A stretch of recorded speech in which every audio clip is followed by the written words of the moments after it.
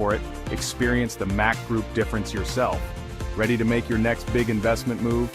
Reach out to us today and let's make your real estate dreams come true. And hey, if you found this video helpful, don't forget to like and share.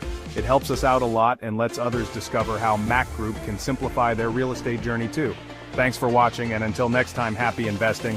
Visit us on www.macgroup.com. MAQ Group International Investment Platform. Today, I'm excited to talk to you about something that can truly transform your investment game, real estate, and specifically, how MAQ Group is making it easier than ever before. Now, investing in real estate can be intimidating. There are so many questions: where to buy, when to sell, how to manage properties. It can be overwhelming, but that's where MAQ Group comes in.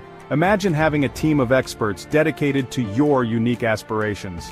At MAQ Group, that's exactly what you get. Whether you're looking to buy, sell, rent, or invest in $1 million business or small, we've got you covered. So let's break it down. First up, buying. Finding that perfect property can be like finding a needle in a haystack. But with MAQ Group, you have access to exclusive listings and insider knowledge that takes the guesswork out of the equation. Our team will find the perfect property that aligns with your investment goals, be it a luxury home or a commercial estate. Next, selling. Selling a property can be just as tricky. Pricing it right, marketing it effectively, and finding the right buyer, it's a lot. MAQ Group uses cutting-edge technology and market strategies to ensure your property not only sells quickly, but also fetches the best price. We handle everything from staging to negotiations, making the entire process stress-free for you. And finally, property management. Managing a property, especially multiple ones, can be a headache. But with MAQ Group's comprehensive management services, you can sit back and relax. Our team handles everything, from maintenance and tenant relations to financial reporting and compliance. It's like having a personal assistant for your property. So why choose MAQ Group? Because we're not just about transactions, we're about relationships. Our personalized services are tailored to meet your unique needs and aspirations. We're committed to turning your real estate vision into a reality. Don't just take my word for it, experience the MAQ Group difference yourself. Ready to make your next big investment move? Reach out to us today and let's make your real estate dreams come true. And hey, if you found this video helpful, don't forget to like and share. It helps us out a lot and lets others discover how MAQ Group can simplify their real estate journey too. Thanks for watching, and until next time, happy investing. Visit us on www.macgroup.com. MAQ Group International Investment Platform. Today, I'm excited to talk to you about something that can truly transform your investment game, real estate, and specifically, how MAQ Group is making it easier than ever before. Now, investing in real estate can be intimidating. There are so many questions: where to buy, when to sell, how to manage properties. It can be overwhelming, but that's where MAQ Group comes in. Imagine having a team of experts dedicated to your unique aspirations. At MAQ Group, that's exactly what you get. Whether you're looking to buy, sell, rent, or invest in $1 million business or small, we've got you covered. So let's break it down. First up, buying. Finding that perfect property can be like finding a needle in a haystack. But with MAQ Group, you have access to exclusive listings and insider knowledge that takes the guesswork out of the equation. Our team will find the perfect property that aligns with your investment goals, be it a luxury home or a commercial estate. Next, selling. Selling a property can be just as tricky. Pricing it right, marketing it effectively, and finding the right buyer, it's a lot. MAQ Group uses cutting-edge technology and market strategies to ensure your property not only sells quickly, but also fetches the best price. We handle everything from staging to negotiations, making the entire process stress-free for you. And finally, property management. Managing a property, especially multiple ones, can be a headache. But with MAQ Group's comprehensive management services, you can sit back and relax. Our team handles everything, from maintenance and tenant relations to financial reporting and compliance. It's like having a personal assistant for your property. So why choose MAQ Group? Because we're not just about transactions, we're about relationships. Our personalized services are tailored to meet your unique needs and aspirations. We're committed to turning your real estate vision into a reality. Don't just take my word for it, experience the MAQ Group difference yourself. Ready to make your next big investment move? Reach out to us today and let's make your real estate dreams come true. And hey, if you found this video helpful, don't forget to like and share. It helps us out a lot and lets others discover how MAQ Group can simplify their real estate journey too. Thanks for watching, and until next time, happy investing. Visit us on www.macgroup.com. MAQ Group International Investment Platform. Today, I'm excited to talk to you about something that can truly transform your investment game, real estate, and specifically, how MAQ Group is making it easier than ever before. Now, investing in real estate can be intimidating. There are so many questions: where to buy, when to sell, how to manage properties. It can be overwhelming, but that's where MAQ Group comes in. Imagine having a team of experts dedicated to your unique aspirations. At MAQ Group, that's exactly what you get. Whether you're looking to buy, sell, rent, or invest in $1 million business or small, we've got you covered. So let's break it down. First up, buying. Finding that perfect property can be like finding a needle in a haystack. But with MAQ Group, you have access to exclusive listings and insider knowledge that takes the guesswork out of the equation. Our team will find the perfect property that aligns with your investment goals, be it a luxury home or a commercial estate. Next, selling. Selling a property can be just as tricky. Pricing it right, marketing it effectively, and finding the right buyer, it's a lot. MAQ Group uses cutting-edge technology and market strategies to ensure your property not only sells quickly, but also fetches the best price.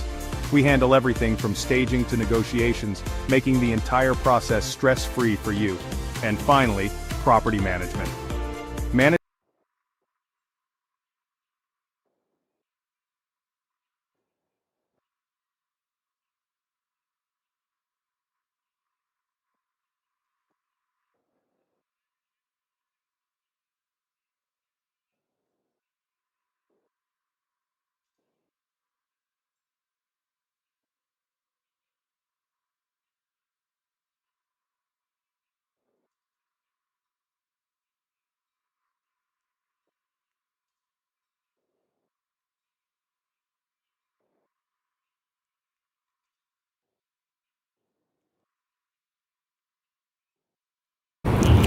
Well, the third and final match of the evening, it's going to be between Team USA legend and West Indies legend.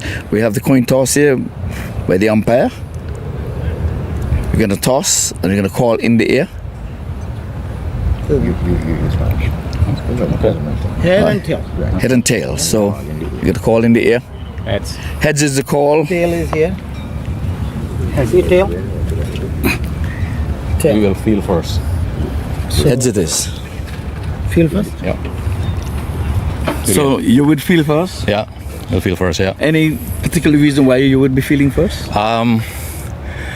We prefer to chase on this wicket later on in the evening, and the lighting here in terms of feeling is a little bit sketchy, so we'd prefer to feel when it's a little bright. It's natural sunshine or natural sunshine, and yeah, that's the reason why we are going to feel first. Okay, thank you. Matt, once you would have won the toss, what would you have done? Either way, if you won or lose, we're gonna bat even before or after. So we have to be bats anyway. So I prefer batting first anyway. So that's why they are so great. He gave it to us, and we will gonna have the good teams this time. So we have all that squad is been playing for the last 2 days. So hopefully we'll give them a good total, and then we fight for it. Well, a win for you will propel you into the number one spot. If you're going to be losing to Team USA, it would mean that Pakistan would have won 2 games, you would have won 2 games, they would have won 2 games. So it's all up to net run rate. So your best bet to get to the number one position is to win your game outright and propel straight to the top. I'm sure we all of them is trying to get the best of the best on the performance in the field and the batting. So gonna be trying to win that thing up also. Definitely we're gonna be together as a teamwork. We'll win the game. Okay, well, that's all we have here from the coin toss, and now we are going to be taking you to match number 3. We'll be starting shortly. Stand by.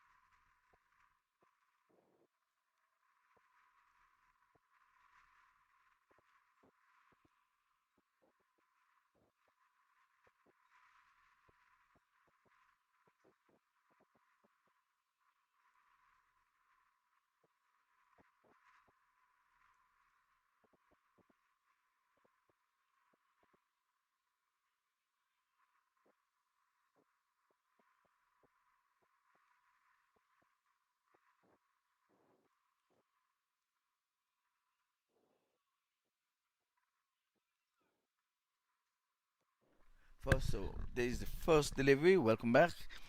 Third match of the day, third and final match of the day, and we have two new batters at the crease.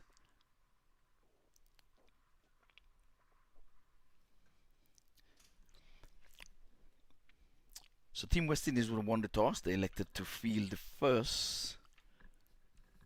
This time he's getting himself all in a tangle there as he tried to work this one around the corner.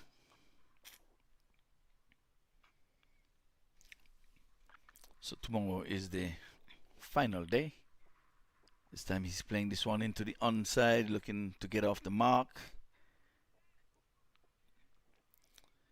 Can't score, sporting the number 80 on his back. So folks, we're on the lights here at the Bowler County Stadium. There's ones here for him. He gets off the mark and there's a foot chase and a ball chase. Eventually the fielder wins the race, just inches away from the boundary ropes. So 2 to the total. He gets off the mark with 2. So 2 to Team USA, the Legends.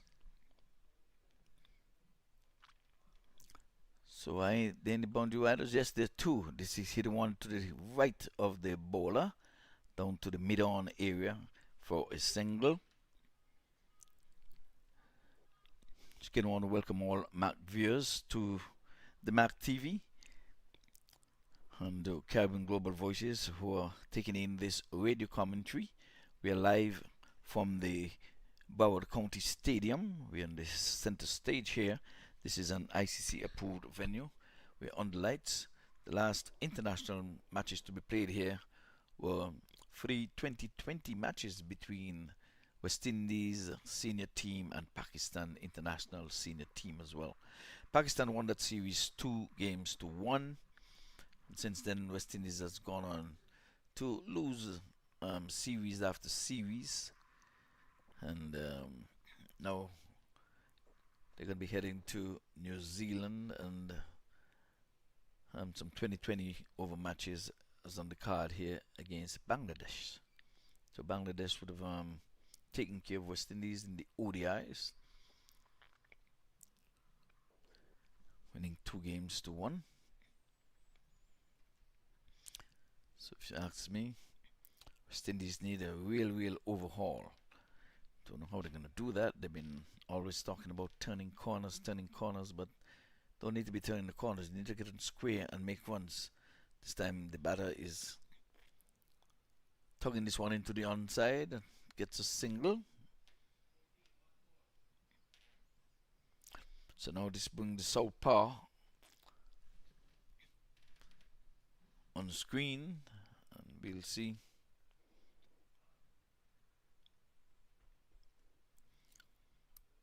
Let's have the names here as yet.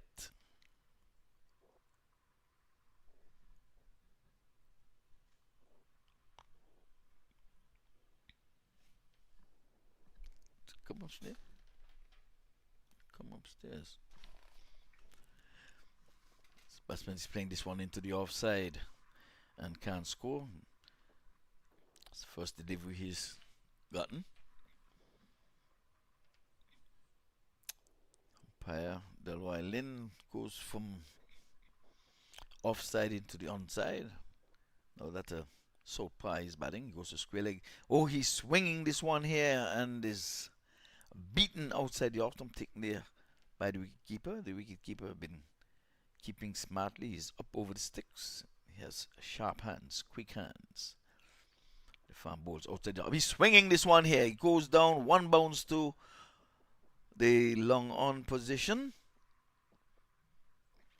And again, like I said, good field placement. 2 men can be outside of the 30-yard circle, and that one went to the long on where one of those 2 men are stationed. And for the right-hander, they're leaving the long off and they're putting mid-wicket. So he's playing this one off the pads around the corner to where the forward square leg would have been for the single. So it's 6 for no loss. Now we can tell you. We have Anwar, he is on 1. Shuja having his first knock, he is on 5. So Bim is the bowler. This time he's squatting this one here. Just, oh, that's a bad miss. So Team USA is on the charge now with the first boundary. And he came off buttered fingers right beneath us here. Ball just trickled past him and go into the boundary for the first boundary. Bowler is not so happy. He's not going to be walking anywhere near this bowler anytime soon. Yes, that was just a single. But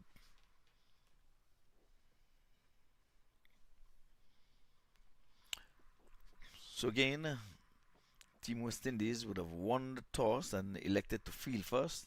They're saying there's a little daylight that is left in the day. Although the lights are on, they said they'll rather field when there is some daylight, and they'll bat on the lights and make it more difficult for the fielding team to field in the night. This one is played along the turf between the bowler and mid-off. Mid-off is about 50 meters away, so he's there to save the single. So he was well placed, well directed.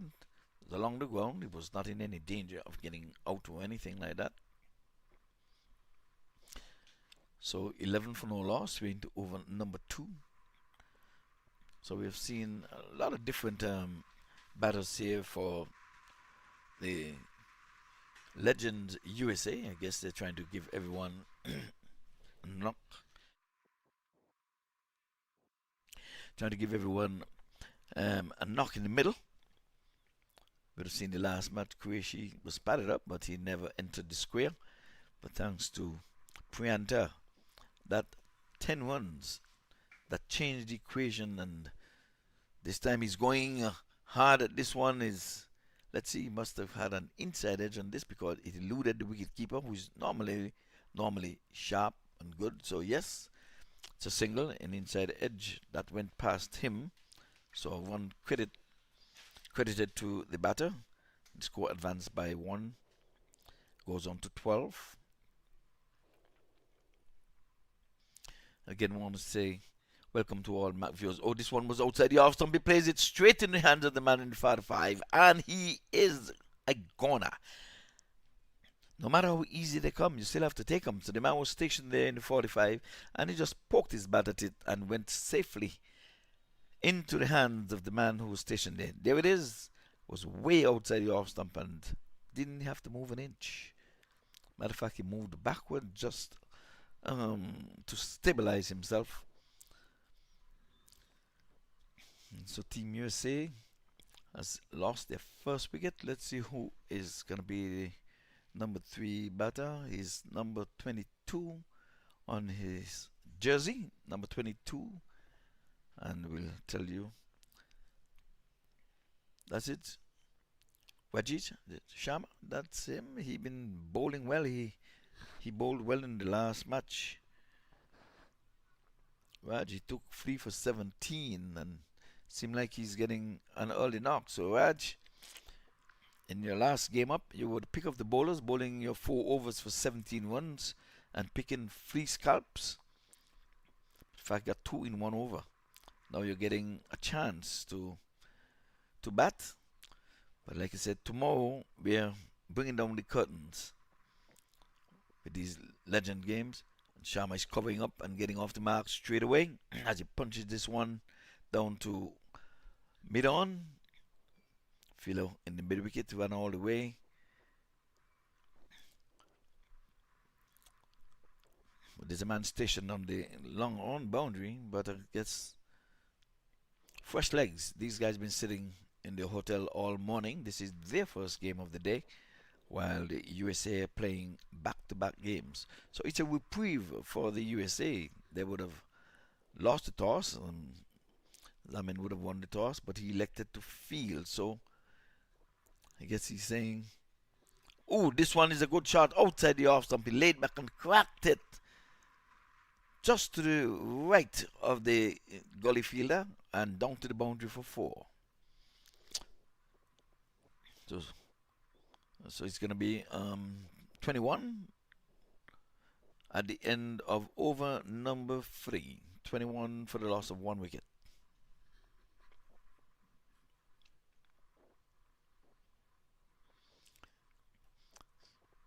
So Anwar, he goes on to 14 wedges. Sharma, he is on 1.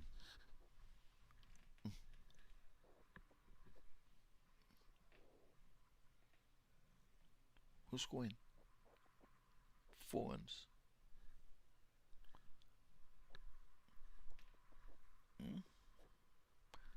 No, 4 runs. The last ball 4. The last ball is 4 runs.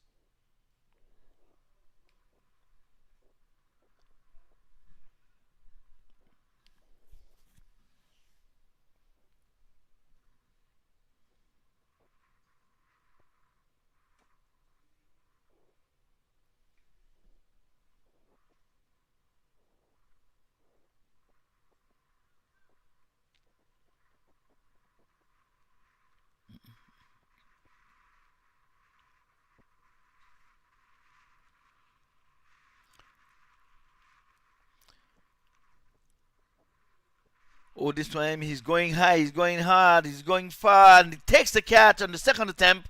A little bit of juggling act, but he managed to stay with it. And he was a little disgusted with himself. He got around to his left, got in position, took the catch, but he never gave up on it. Took it one-handed in the end, as if to say, oh, this is a piece of cake there. So Anwar has left the building. He has gone for 10 from 7. So they've been playing all day. Let's have a look at this. He's swinging this one here. He didn't really get a good hold of it. And there it is. There it is. Second attempt. Second time around is better than the first time. I think that's what it is. Second time around is better than the first time.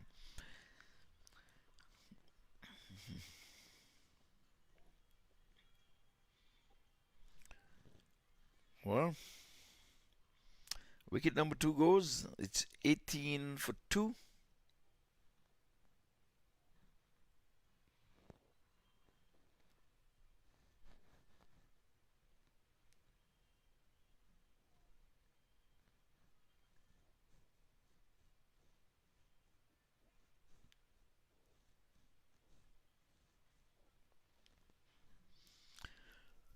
Alright, so the new batter is skipper MAQ Qureshi. MAQ to the rescue.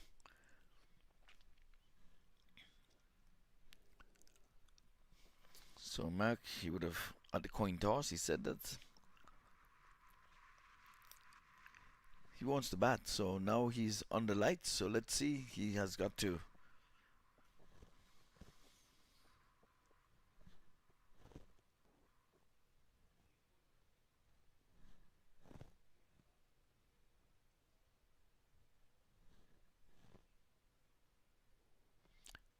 Yes.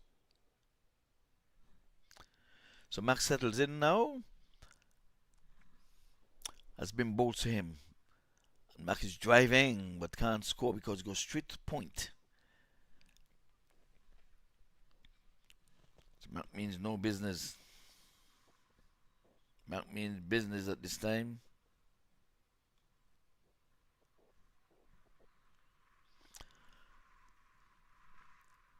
So again, another dot.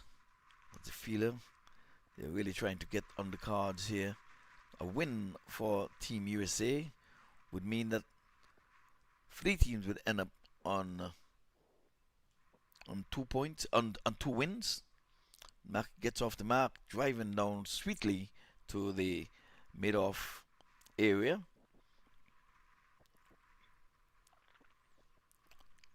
So Team USA, this is their second game for the day, while the Team West Indies sat well rested. Maybe they went shopping. Maybe they went to the mall, Sagwas Mall, or maybe they went to the swap shop, or maybe they just stayed at home and some just looked at the MAQ TV and see the proceedings of the day. So that's a swing and a miss at the end of that over by Vincent Bowl alongside Delroy Festus Lynn. So at the end of 4, it is 14. It is 4 overs, which has revealed 19 runs for 2 wickets. So Rajat Sharma, he's the off spinner, the veteran out of India. He would have played in the IPL, but now it's called the USA home for quite a number of years now. I remember him working at MAQ ground up there as the custodian of the grounds a few years back. Don't know if he still holds that position, but he was the caretaker of the ground. There's a turf wicket there at the MAQ ground, built there by Plummer, and MAQ gets in behind this one, plays it back along the track, and can't score. So MAQ definitely put a price. MAQ is going hard at this one here, getting a bottom edge, and he goes back to the bowler. He was trying to get it through the covers. It's not timing it as well as he would have liked. This time he's driving, put the size 12 boot on it. MAQ gets a single. So he was sweetly driven back to the bowler. He had no time to get down, so he had to put the big size 12 boots in it. But he couldn't prevent the single. He was hit with pleasing timing. Like I say, when MAQ hits, they're well hit. Not known for the 6 hitting, but proper cricket shots. Oh, this one, Sharma is pulling this one into the mid-wicket area. It's a vacant. We're still in the power play. And he gets 4 for his effort. Races on to 24 for 2. And here is the replay. Let's have a look. Outside the off stump. And he got into that one quickly. He pivoted and just sent it into the mid-wicket because the boundary riders, one is in the long on area. As a matter of fact, they're just using the one. All the others are inside. And again, he's playing this one off the leg sweetly. And he goes down to the deep backward square leg for 4. So Rajat Sharma is having some fun. There it is. He just flicked it gracefully.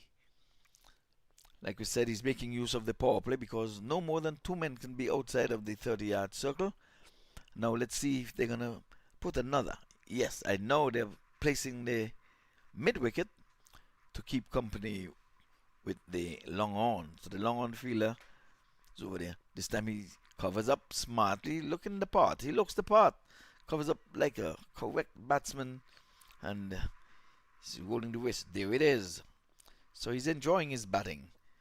Like I said, the last time up, he would have bowled. Took 3 for 17 against Team India.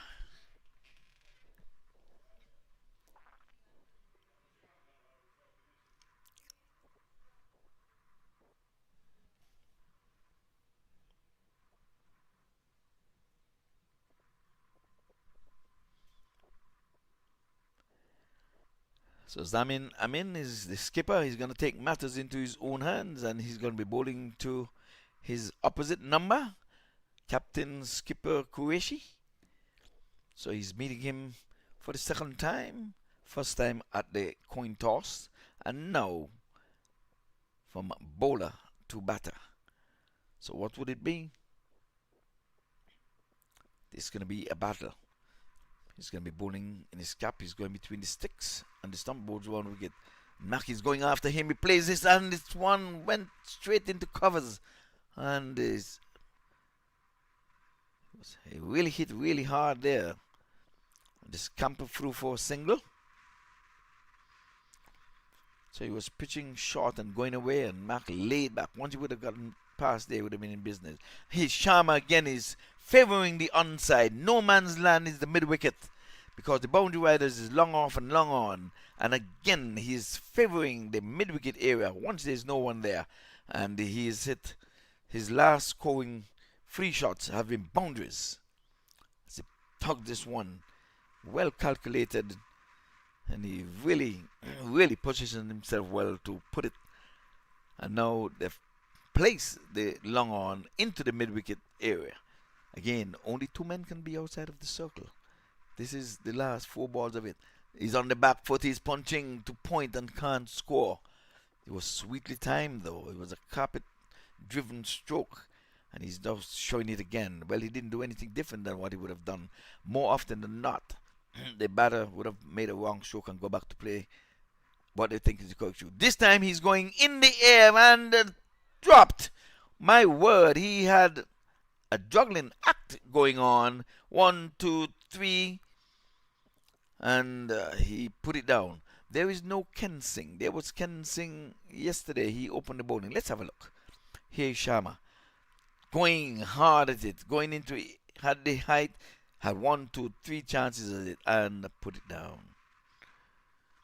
So this now MAQ is into the arc. He turned it around the corner. Looking for runs here. There's a misfield. So in the end, it became a comfortable single. But that was Sharma's call. And he's waving and applauding MAQ for responding to his call, because he was coming to the danger end. He called and MAQ responded, and looking good. So 35 it is, and this time he's going away from the mid-on fielder, but here is the mid-wicket fielder who comes into play. So power play done and dusted. 36 for 2 wickets, which indeed is the latest score here at the Broward County Stadium.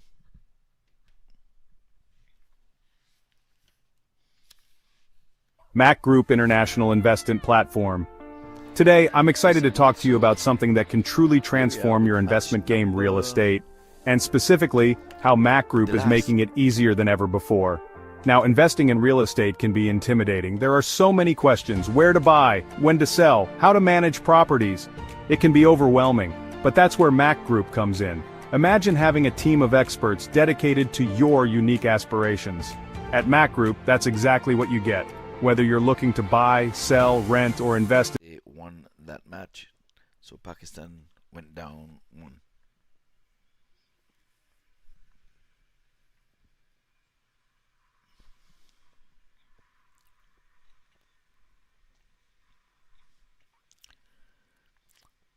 So play continues. Sharma is turning his one off the legs, looking for 2. Would he take on the arm? Yes, they will. As a targeting MAQ Qureshi's end, ball cannon into his pads, into his thigh, while he was trying to make good his grounds. So let's see if Rajesh Sharma gonna make them pay for that drop catch. So he was dropped in, he was on 16. That's a good looking shot. He's splitting backward point and third man. The ball is running very close to the boundary stop, just meters away from the boundary rope. And he gets another 2.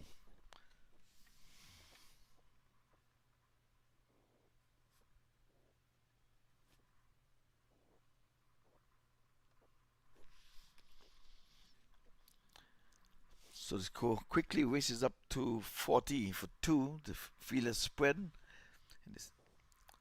this time he's down the leg side. It's going to be a wide. It's called and signaled there by umpire Delroy Lynn. Just signal to his partner that there's still 4 deliveries left in the over. That those are legal deliveries, because who knows, this bowler might pick up a bad habit and keep on bowling wides. This time again down the leg side, well stopped there by the wicket keeper, and he's well applauded there by Rajesh Sharma, having fun along the way. So he would have said this wicket keeper by far and away the best keeper in the tournament. Outside the off stump, a slow delivery. This one going under the willow. Taken again low down by the wicket keeper. Oh, this time he's swatting this one back over the bowler's head. Wide long on comes to his left and fields, and One more added to the total. So MAQ Qureshi, he is on 4. Raj moves on to 21. Outside the off stump, a swing and a miss. MAQ was going for glory there with that one, but he was pulling away from the ball. He was outside the off stump and he was giving himself room to slap it into the offside. So his intentions, it's clear. He's going to go for broke.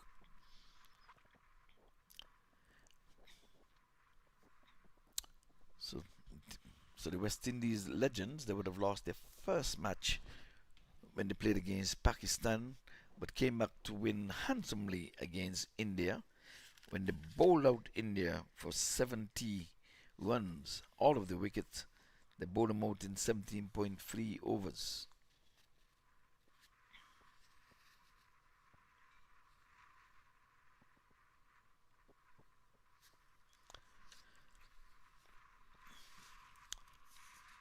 So Tony is continuing from this. So then, oh no, this one is beating the leg stump. You can see it from here. That's Sharma was pulling this one, and I think he would have beaten the leg stump. So that's a good call there by umpire Vincent Brown. It was not adjacent. Oh, this one is meat and drink and the inside out shot, just eluding the short extra cover fielder, but well fielded in the deep. So Zamin was asking a question there, and I still think he's asking the question to the umpire. Are you sure that one was not going to go into the leg stump? Well, skipper to skipper. Bowls. And MAQ is hitting this one high and hard into the air, but he's going to drop in no man's land. Long on. Runs around and field, just a single. So MAQ intention is clear. He needs to put some runs on the board and needs to lead from the front. But Sharma is already leading from the front. He is on 22 from 17. So MAQ will just have to catch up. He's on 5. Sharma is going after him. He's playing it straight down the ground. But again, long on comes into play. So Sharma, given the life when he was on 16. He's already raced on to 23 from 18 deliveries. So he's going to make good use of his, I'll call it a second inning. So MAQ is going again. Ariel going to go 2 bounces to the wide long on. So they're preventing dots at this stage, which is a good thing. So they're trying to build a momentum. We're into the 8th over of this inning. It's 46-4-2. Sharma, living a charmed life, now plays a conventional undriven stroke, gets 1 for it. As the over comes to an end, it is 47 for the loss of 2 wickets. MAQ Qureshi is on 6. Raja Sharma is on 24 from 19. Promoted in the order, came up and batted at number 3. He's a 1-down batter. But he would have showed his usual skill in the last match when he picked up 3 wickets for 17 runs from his 4 overs. And again, I said that's the only thing I don't like. That's the only thing, but that's one of the drawbacks I have in 2020 cricket. A bowler can only bowl 4 overs, but a batsman can bat all of the 20 overs. So, Sharma, he was unsung, but can only bowl the 4 overs. Picked up 3 wickets. Who knows? He had another maybe 3 overs, could have bowled the side out. Now, it's going to be a bowling change. I think skipper Zamin is trying to work with his bowler. He's telling him what he needs at this time. He's pushing, seems to be a pusher. He's pushing men around, pushing, see, still pushing him around. The umpire is saying, oh, come on, we're ready to go. Let's get on with it. The captain sets the field and the bowler just make a little adjustment. So he gives that big broad white brim hat to the umpire. So Derek, that's his first name. So he's going to be doing some spinning here. And Sharma is going after him right away, straight away. Beats the cover fielder, but it's nicely backed up in the deep, just for the one. So again, both batters have made their intention clear. They're going to go after these bowlers, so they're not waiting for one particular bowler to charge. Every bowler now, they are approaching their game the same way. So Mac has played some splendid innings here at this park. Would tonight be one of them? He's pulling this one down into the deep mid-wicket area. Again, one of those 5 men who are riding on the boundaries got in the way. One bounce, just a single. And again, their intentions are clear. They're going for broke with wickets in the hut, only 2 down. Sharma goes after him, way outside the off stump. He's begging for a wide, but the umpire is saying, I'm not gonna offer you a wide with a ball that you have missed. If it was so wide, why are you going after it? I think that's the thinking of the umpire. I don't know, but at least there's some guidelines there. The ball is pitching outside the leg stump. No, you're not gonna get an LBW decision with a ball that is pitching outside of the leg stump.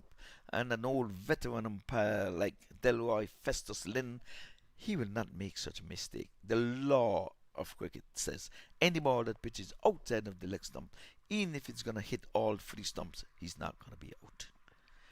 This one is a leg spinner dropping outside off and going further away. Sharma is disgusted with himself, but he's going after those deliveries, so they can't be as wide as he thinks they are. So he comes in again, he's bowling leg spinners, and this time again he's hitting this one up in the air, but he's going to fall safely. He was looking, Mac was looking for 2, but Sharma had his back turned. Come on, Raj. Ajit,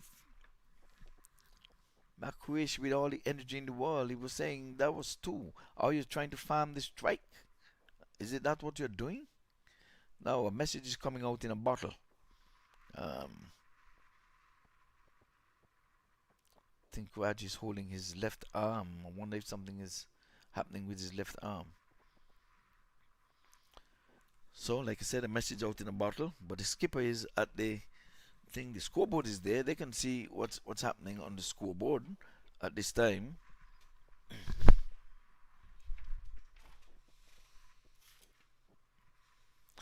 It's 50-2, so the 50 has crept up on us. The 50 has been posted on the board after 9 overs. Again, we want to say hi and hello to all of the MAQ viewers and to the listeners of Caribbean Global Voices, listening to the radio commentary as well. So this is going to be a thing from now on. We're going to have both video and radio coverage. Well, this time he's driving sweetly, but just for the one.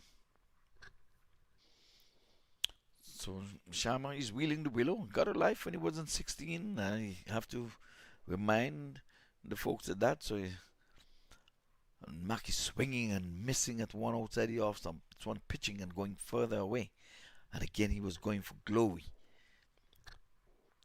So it's a 51 it is. Outside the off stump he's driving all along the ground this time. It goes out to the man stationed here down just beneath us. Long off position. So Raji's sporting that red hat. Here it is, driving again along the carpet again. And they're keeping the long off fielder busy. He's going left, right, left, right. Is it going left, right? The government boots. Because have some 3 deliveries in this overs has gone straight to him. So Mahendra Nagamutu, he is of the past West Indies player, flattening up his leggies, but they're paying no respect in terms of going after him, playing aggressive strokes. They have not played a defensive stroke yet from the 3 deliveries which they have received. So Wajid would have faced 2, Qureshi would have faced 1. So let's see on this 4th delivery if he's going to still go after him. Yes, he's going after him again and again. The long off fielder comes into play, sporting the number 5 on his back. He must be saying, why are you picking on me? You people are picking on me. But they're hitting it along the ground. I don't know if they're going to go aerial to think that he can't catch. I've seen 1 drop chance so far. So Wajinja Nagamutu down the leg side and try to work it off the legs, and wide signal there by umpire Vincent Brown. as a wicket keeper. He's by far and away the better keeper. This time, swing and a miss by Sharma outside the off stump. As that over comes to an end, his first over would have cost him just some 5 runs. So 55 it is, 4-2. So at the end of 10, are they going to be taking a strategic break, or are they going to just play through? Those guys are on fresh legs, though. I mean, they've been sitting all day, unless they went to the beach someplace, so they can continue playing. The umpires, I know how we know worry. They said, we don't need a break. These 2 batters here are ready to continue, so the strategic timeout after the 10 overs, that's been aborted. So it's a good call by both teams and the umpires. You can always get something. This one is in the air, and it's taken. So MAQ has perished, the one hitting the top edge, and floated in the air. They're not going to put him down, because MAQ can be a danger man if he stays in the wicket. Yep. One hitting not in the middle of the bat. He didn't hit the sweet part of the bat. Let's have a look. Here he is. Yes, hitting the lower part of the bat, and he was trying to get it over the infield, but could do no more than put it straight into his hands. So the wicket has fallen in the 11th over. I wonder if one going to say we should have taken a break and recharged. So they elected not to take the break. But there was a good little partnership building between MAQ Qureshi and Rajesh Sharma. But MAQ has perished. Remember, the power play yielded some 36 runs for the loss of 2 wickets. So this is wicket number 3. So it was all of 19-run partnership between these two.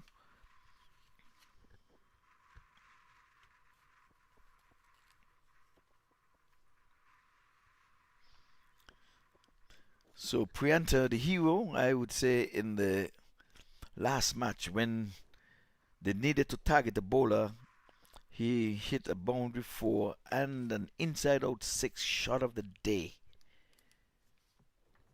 And that really turned the pendulum. And in the last over, they required just 3 runs. But Naveed was going head high, tried to hit a 6 when they just needed 3 runs, and was bowled a neck and crop. But in the very next delivery was swatted for 4, and it was game, set, and match. So Prianta now comes forward. This one is bouncing him, and Rajesh Sharma, I think he's still in his 40s, but you know, in competition rules, you can have 2 players on your team between 45 and 50, but the main qualifications is 50 and over.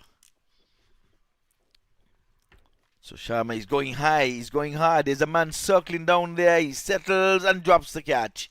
In and out. So Sharma has given a second life. Why are they giving Sharma life after life after life? We will have a look. Look at this.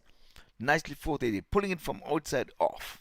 He goes into the sky. Good camera work. He settles in and out. My word.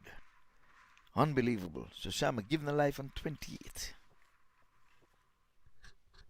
Pre is cutting one and missing.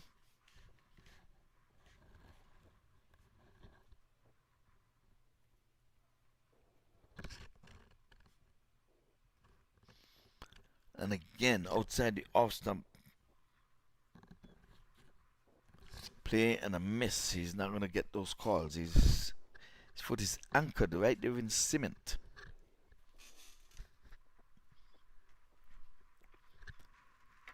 So here it is again. He comes in and playing the Maurice Foster, as they call it here, the French cut. Goes between the stumps and the wicket keeper as he was trying to cut that one, and he gets 2. So that's Pre. So Pre is on to 3 from 4. Raji's on 29, giving a life in that over. Very interesting over. We saw the demise of skipper MAQ TV, one where his bat would have failed him, coming off the toe end of the bat. He was there to be hit, so you can't fault him for trying to go after that one. He was there to be hit. It's just that it had a little bit more bounce and got the bottom portion more to the edge bottom, and it just spooned up right there for the cover sweeper to take that catch. So Mahindra Nagamutu with his second over. No balls, and there is Sharma going after him just for the single again. So they're not paying him any respect of sort because there's not a defensive shot as yet. So let's see if Pui, who is the number 5 batter, he's a middle order batter, the hero in my mind of the last match. Those 10 valuable ones, I tell you, they are invaluable. Outside the off stump, and getting on top of this one, plays the conventional cut shot. Ooh, they're gonna be taking on the arm of the fielder, and Pui is a quick runner between the sticks. That was a stolen base, as they would say in baseball. So I would just coin it and say it's a stolen second one. There was one, it was out to cover sweeper, he got in, but they caught him napping. So Nagamutu outside the off stump again. Pui is going after him, he's spinning and turning away from him.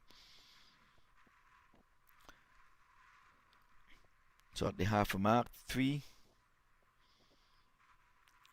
He's undriving sweetly for the single. They're not thinking 2 on this one because quickly the long on fielder rushed in. He realized that these guys are fleet-footed, and he's going after him. In, out. That's a good shot. That's going to be 4. My word, that's a good shot. That's a pleasant, pleasing shot. Once you get it over the infield, and you can split this cover sweeper and the long off, you're in business. So let's have a look. Going after Nagamutu again. Clear that field and away from any other fielder. Just for the boundary rider fielder to field and save the legs of the fielder who is in at the long off position. So Nagamutu been roughed up here. Oh, he's dropping this one short. Sharma hits this one in the air. He didn't get a hold of it. Are they thinking too? No. The ball didn't even leave the 30-yard circle. So Sharma living a charmed life. He's on to 35, just 15 away from the 50.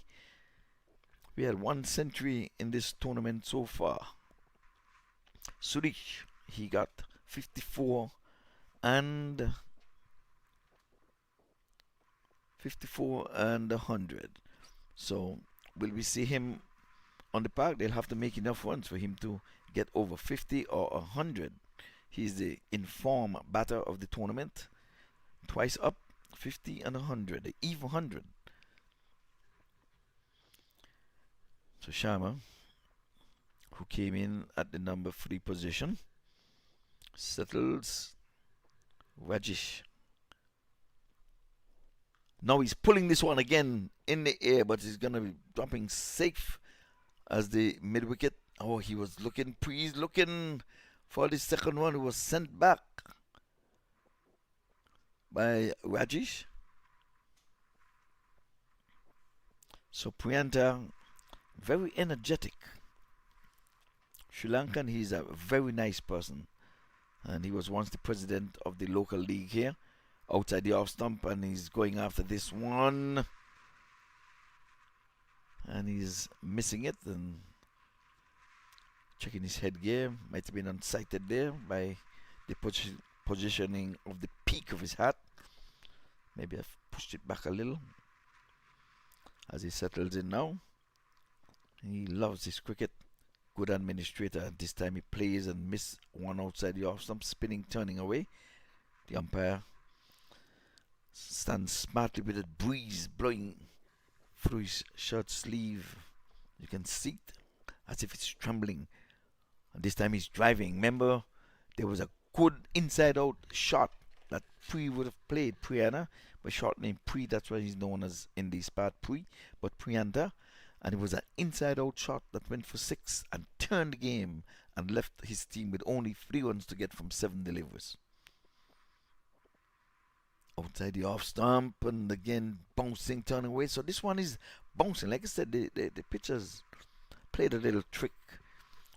1 or 2 balls would have kept low, but this one really spun and bounced and moved away from Pre. Good delivery. Comes in off the angle. Bowls, and this time again, this one was closer to Pre, and it was poking at this one. That's a very good delivery. And his hand goes akimbo and saying, how did it not hit this one? Well, you know what I'll say? Too good for the batter. Too good. It was a good delivery. A peach of a delivery. 13 overs gone, and now a message again comes out in the bottle. And who needs it most? Rajesh Sharma. He's been there from the number 3 position, got in early. I've given 2 lives along the way, but not to worry. You can bat and go out in the field and take your own catch. So he's not to be faulted for that. So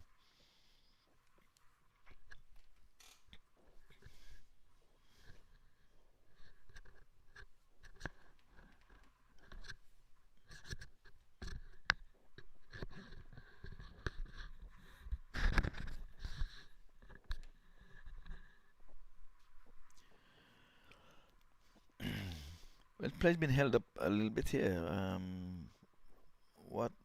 What's the hold up? Not too sure. I think it's a bowling change. So Mahindra has been taken out of the attack. They've been really coming after him. So there's a bowling change. Sporting the number 68 on his back. He'll be bowling to the red cap, Rajit Sharma. He plays inside out, down to cover sweeper for the single. He goes up to 37, 71, 70 it is for the loss of 3 wickets. Now they're working out a strategy how to get Prianta out. They must have seen that inside out shot. He's saying, don't you dare bowl him outside the off stump half volley. He has that shot. He can play that inside out shot for 6 on the back foot, and he's playing it again into the cover sweeper, who runs in about 45 meters away from the sticks and sends a flat throw back to the bowler. Just the one brings Sharma back on strike. Again, welcome to the MAQ TV, and don't you forget, Sharma is coming after him. He's playing straight, trying to split long off and long on, and they're running 2. Good running between the sticks. Yes, so 73 for the loss of 3 wickets. So Rajit goes on to 39. He's showing you he can wheel the willow as well as he can bowl. And maybe he's saying maybe better than I can bowl. He's on the back foot and he's punching this one into the offside but can't score. He goes straight to point.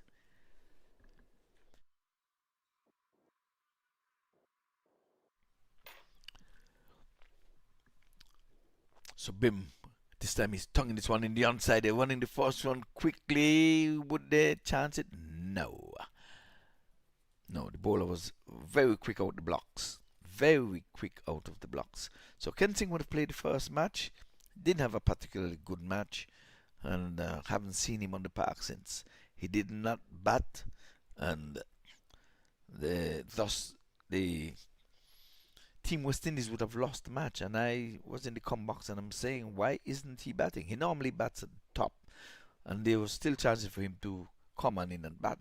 Of course, they only lost 5 wickets, but they were way behind the clock at one point. And this time he's bowling, pre-played right across that one. Yes, naughty shot, Pre. You were tonguing it into the onside. You would rather play straight and maybe go back to the extra cover fielder. So pressure was building because we're getting singles. Let's have a look. You see he's going to play right across it. Naughty. See? Naughty. No. That's a no. So Priyanta, you would have played your part. You were keeping company with Rajesh Sharma. Sharma is still there. He's on 40. So we're going to see Samit. Now let's see. He would have got a 41. He has enough time here to get a 50. He have 6 overs. He's a good player. He's a hard-hitting batsman. But I'm not too sure he's going to go gung-ho. But the table is set. It's right for him to really think. He had a good look the last time when he played. He should be on a high. His team won the match. So he makes his way out to the middle to join Sharma. The numbers are just 22 and 23. So they're lined up next to each other. If he can emulate what Sharma would have done, at least he'll get to 40. So let's go on over to Easter. 40 days and 40 nights.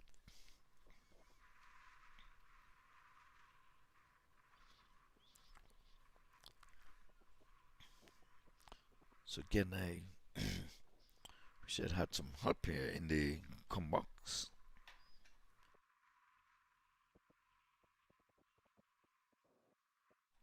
But it's a one-man show for now, and I want to say good evening to Mr. Thomas. He was here in the com box, but Judy calls. So Ian, wherever you are, hope that everything's good. You're safe. Oh, this one is a naughty shot. He tried to sweep it from outside the off stump, but it was in no man's land. Just go ahead and play the ball into the offside. You can beat those 4 men inside of the ring on this circle in the offside. There it is. In the air, he's over the head, but there's cover sweeper, and they're going to be running 2, and they're going to get it easily in the end as a weak throw comes in to the wicket keeper. That takes him on to 42. That's Rajesh Sharma. Take the total on to 76. So Samit, as we call him Sammy here, and we played a song for him when he made a century at the MAQ Stadium, and it was keep on doing what you're doing, Sammy. And he's going after him again, and he's hit the toe end of the bat, but good call there by Samit. It was his call. He saw that the ball was not traveling to the short third man, and the wicketkeeper had to leave home to go after it. So 2 men converged on it, and left that single come calling. Oh, this time he's pulling this one. It's a good shot. He's going to get 4 for it. It's not the conventional sweep, but in 2020 cricket, you know, you have to go ahead and sometime improvise. So you can see it here outside the off stump, and he said, I'm going to put this into where no feeler is. There's a deep backward square leg, there's a mid wicket, but there is no fine leg, there's no long leg. So what did he do? Go across his stumps and just play it over his shoulder. Very innovative. In 2020 cricket, anything goes. It's just that if you're out playing one of those unconventional shots, you will look ugly. Now he's coming after him, and good bowling, good bowling. Oh, there's a misfield, and the ball was just an inch away, and he is given. What did you do? We saw that yesterday. Oh, we saw that today. Twice. The ball was by the wicket keeper today when Talik decided he wanted a third one. Look at this. Ball just bounced off the bowler, and he's saying no. And now he took off, and the ball was just inches away from the bowler, and he's just like, I think I can make 22 yards before this guy can pick up this ball. This guy, come on. You're better than that, Samit. You're better than that. I wanted to see you on the park, wheeling your willow, keeping company at least with Rajesh. At least stay there to applaud him for his 50 if he gets to that coveted 50. But you sacrificed your inning. You did. You sacrificed your inning by going and running out yourself. It was your call. But maybe Rajesh should have told him no. But he took off. He was well intended to get that single. So I can't fault Rajesh for that, because the way how he turned off, it was hard for him to turn back. He may have very well get run out from the other end. Trying to get outside the off stump, and it's a wide. He begged for it, he asked for it, and the umpire is going to tell him, listen, I'm umpiring and let me make my calls, okay? I know that's Uncle Festus for you. I need no help from you, okay? Understand, he takes charge. That's Uncle Festus for you. You're not going to make the calls for me. Don't bully me into calling. Outside the off stump, he's pulling this one from off to leg, but square leg is in the way. Just a single. He rolls merrily along 43, getting closer and closer to that 50. So is he farming the strike? He gets single off the last delivery, so he can face the first delivery of the 16th over. Now, I think it's time for the party to start. I know they're halfway down in the wickets for you listeners and viewers. Halfway in the wicket column means it's only 10 wickets. Innings closed. So with 5 wickets down, I call it they're halfway down in the wickets column. Now, in terms of overs, this is a sweet spot. With 5 overs to go, 5 wickets down, it still should not be a bother. It would have been looked better if they have lost no wickets, 1, 2, maybe no more than 3, that they could have taken a few more chances. But with a set batter, Raji's, and he's on strike. He's got to do this for the team. Those first 43 ones was for him. Now these are a bonus. He have given 2 lives already. And again, he favors the onside because the ball was a 6 stump outside the off stump, and he tugged it because it's a packed offside field. We have 6 men in the offside because he's bowling his left armies and just 3 in the onside. But you have to do what Samit would have done. Have to innovate and get it into no man's land.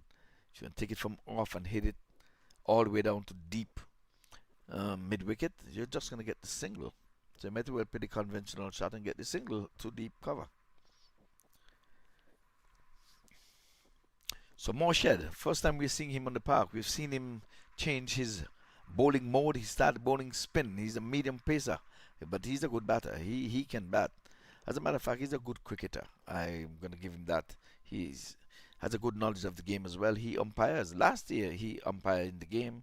So today he's found himself in the legend column and say, I'm going to come out and enjoy my game. So he's off the mark. Rajit is 1 hit away, but he has not hit one of those in a while. Again, he's aiming for the onside. Runs here for him. 1, 2, and there's going to amble for the 2. A relaxing 2, I dare say. So he's taking it from outside the off stump and he's going into the onside, the vacant areas there.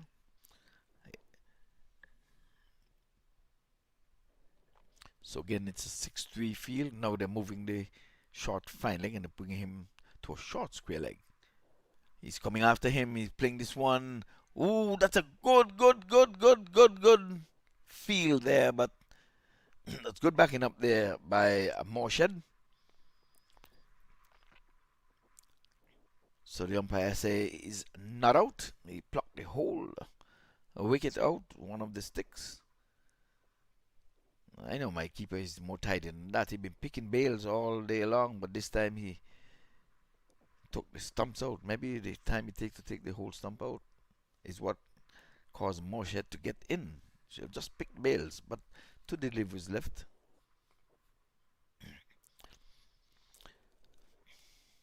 So the wickets are in. So Bim between the sticks and the umpire outside the off stump, and he's bunting this one to silly mid off. And it's silly because he's pretty close in there. And now he's took a few steps back, so he's about 15 yards away, 14, 13 maybe. Outside the off stump, and he's playing it in his area, but to the left of him for the single. So we have cover point sweeping, and we had an extra cover sweeping. So they must have known Morshed someplace, so they blocked off that area. But Rajesh will be on strike, and again, he's just one hit away from 50. He's on 47 from 44. 16 overs done and dusted. Again, earlier in the day, Zamin, the captain of Team West Indies Legends, would have called right, and he elected to field first. He said he wanted some sunlight. They were in their hotel room all day, so there was just a little sunlight when the match started, just after 6 o'clock. And then he said, we'll get some lights, but then we'll rather bat on the lights and put the pressure on the Team USA to feel on the lights. So any ball goes up into the light, chances are they'll go into the lights and they would drop them. But 89 for 5, 16 overs, new batter, Morshed. Like I said, he's been bowling his spinners, his new mode of operating now. He's normally bowls those seamers of a long one, but he was spinning it from the far end yesterday and this morning. So I'm sure we'll see him again. He's been really tidy though. Not been amongst the wicket like 3-4. So Mahindra has changed end. He's bowling from the far end. Oh, he is pulling right across this one, and he's bowled him. Should have played straight. So Nagamoto has found the chosen end. They've been coming after him when he was bowling from the southern end. He switched end, and the very first delivery, he knocked him over. He's sweeping, and he got through the gate, and he can't believe it. He's like, was this for real? Did that ball really bowl me? I thought it was down the leg side. How did it get through my pads, get past my bat, and into the stumps?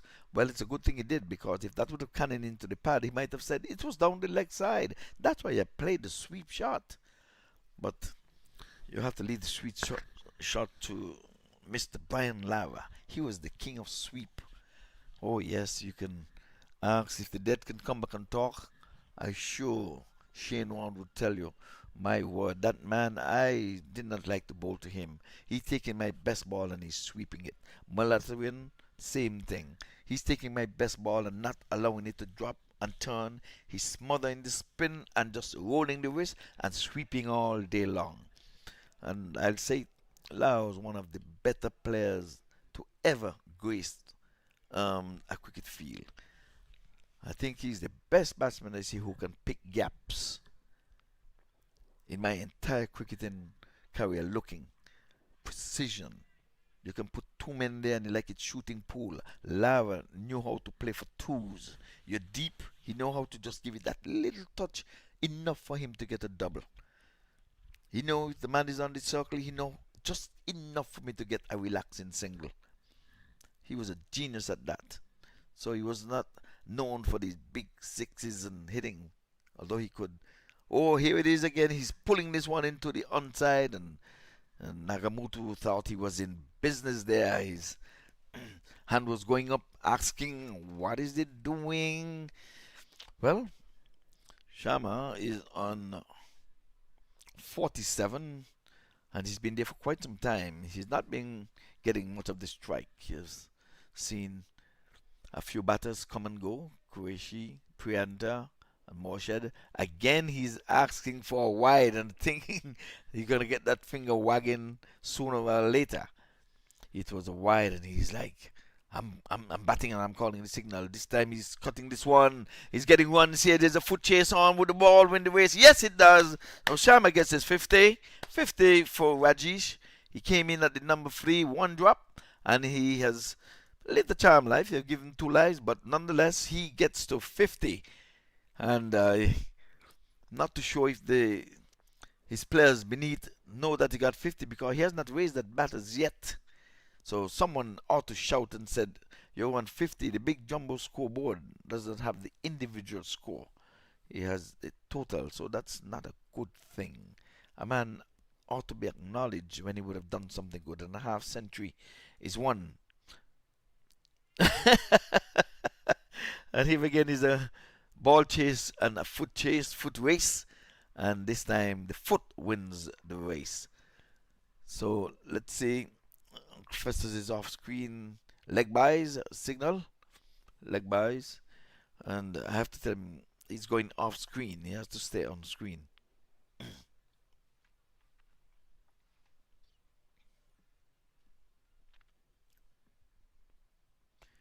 So Wajit is pulling this one into the onside just for the single. So Mahmood, he's made heavy weather in his batting. He was winding up in the last match. Even in the first match, he was winding up. And again, he's just going from outside the off stump. He's not going to be given out. Ball is hitting him outside the off stump for yet another leg bite. That's good there, Uncle Fess. You can make your signal from right there. When you go all the way out, you're going off screen. So I'll have to remind him of that, or I'll have to let him be cognizant of the fact, because if he did not know, if he knew, I'll remind him. If he did not know, I will bring it to his attention. So 17 overs has come and gone. It's 99 for 6.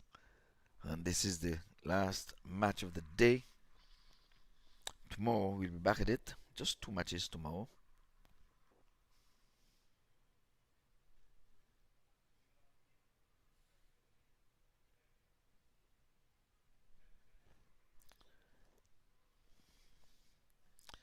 So again, I want to say good evening to David Mayton. I'm in commentary, just in case you're listening to MAQ TV. He was trying to get in touch with me. So the skipper is going to take matters into his own hands. Zamin Amin is going to come back into the attack. He bowled 1 over. He bowled 2 overs, and while Qureshi was at the crease, so now he's going to probably try to close things off here. So Amin goes in now, bowls round the stick, outside the off stump. He's driving beautifully, but there's that extra fielder. Change the bowler. Amin.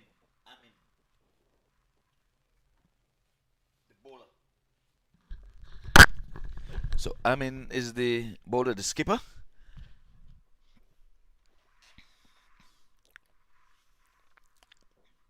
So Rajic comes on strike, and he's coming after him. He's tugging this one into the onside, and he's hobbling. What's up here with him? Oh, he must have banged that one into his foot. He's down for the count. Or is it his back? Must have wrenched his back or something. He has got to leave the square, perhaps, maybe. No. It's the dying moments of the game, but I think he'll stay. He'll take one for the team. You know what the wins mean to them.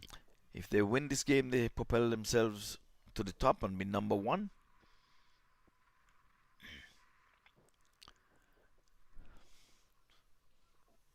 So Mahmood has not been getting away these deliveries at all. He's been trying from yesterday on to today. Remember, he batted with Croatia yesterday. Okay, this time he's going inside out. He's going 1 bounce. Oh, the ball eludes. That ball spun away at the last moment from the fielder. My word. Yes, that's a lucky boundary there for Mahmood. He was trying for glory. He tried to hit on the up. Sometimes he can just go for 4 because for some reason, see, that ball just spun away from him. You have to think about the spin. You got to think about the spin. Yes. So Zamin, he's not going to like that too much. Let's see what he does as a skipper. Sam, he's pulling this one in the onside. It's going to be touch and go, touch and go. Well, Mahmood, he got there just in the nick of time.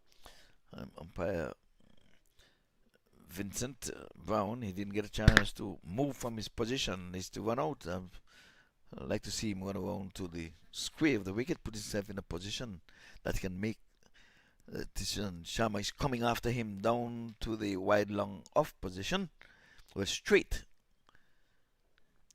So he was feeling wide, but he saw it coming, so he ran to his right. at the end of the over. So 18 done and dusted, 107, 107. I wore that badge, 107 in the British Virgin Islands Police Force. That was my badge number, 107, 107. So Sharma, he's been there for a long time. He's on 54. He's enjoying his batting, but he seemed to be hurt. He's still limping.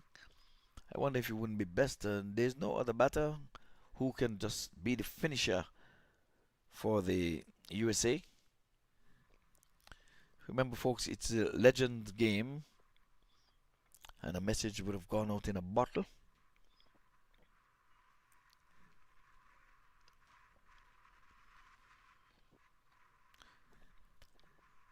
So Mahindra Nagamoto is at the ready, having a chit chat there with the umpire Delroy Lin. A friendly conversation, like we say, we're here for cricket. It's just that I'm officiating the game, but when it comes to cricket, we are on the same team. We're on the team cricket. Sharma hit this one in the air. Nagamoto settles under it and drops the catch. Would you believe it? Sharma has got lime and salt in his pocket. He is given another life. This is his third life, so he got a life on 54 as well.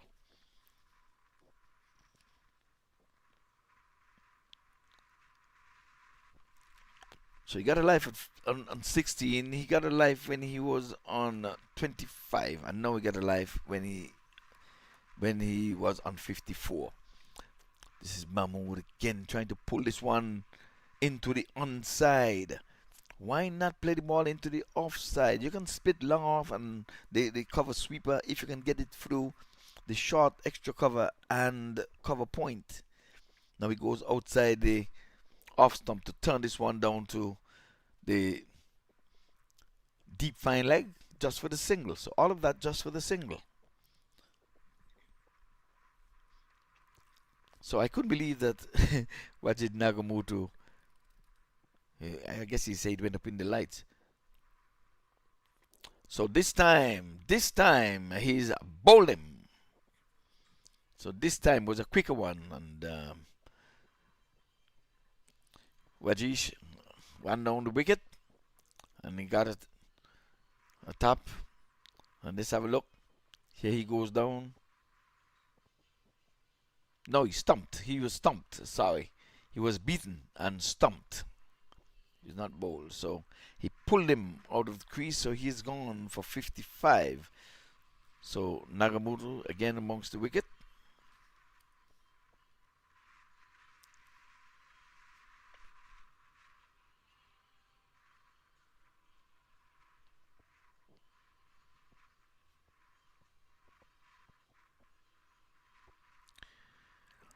I call it a well played 55 because you can't feel and at the same time you cannot go and catch yourself. But that was a dolly. That was the easiest one of them all, and they just cost one more one because they were on the single. Dropped on 54, end up making 55. So Mahmood, he's been there making heavy weather of this, 8 from 8, and he's been playing some wind-up shots, and in that 8 he hit a boundary, a lucky boundary that eluded the fielder. Oh no, that's going to be a wide. Why would you try to bowl a bouncer there? Nagamoto, what's up with that? What's up with that? You have no likeness for Amir? And he's playing a full toss and he's getting a thick outside edge. The ball is going to win the race. As much as the fielder seemed to be really running as fast as Usain Bolt, he could not catch up with that. Came off a thick outside edge. Let's have a look. Spinning it. Yes. And he was borderline, above the waist, but umpire Vincent Brown is in the square leg and thought it best not to call the no ball. He was not above the waist. And I think both batters and the non-striker is looking at square leg saying, "You sure that was not above the waist?" I think it was. That's what they're saying. This one is in the air, but it's going to be splitting the point and the cover point and dropped in no man land for a single.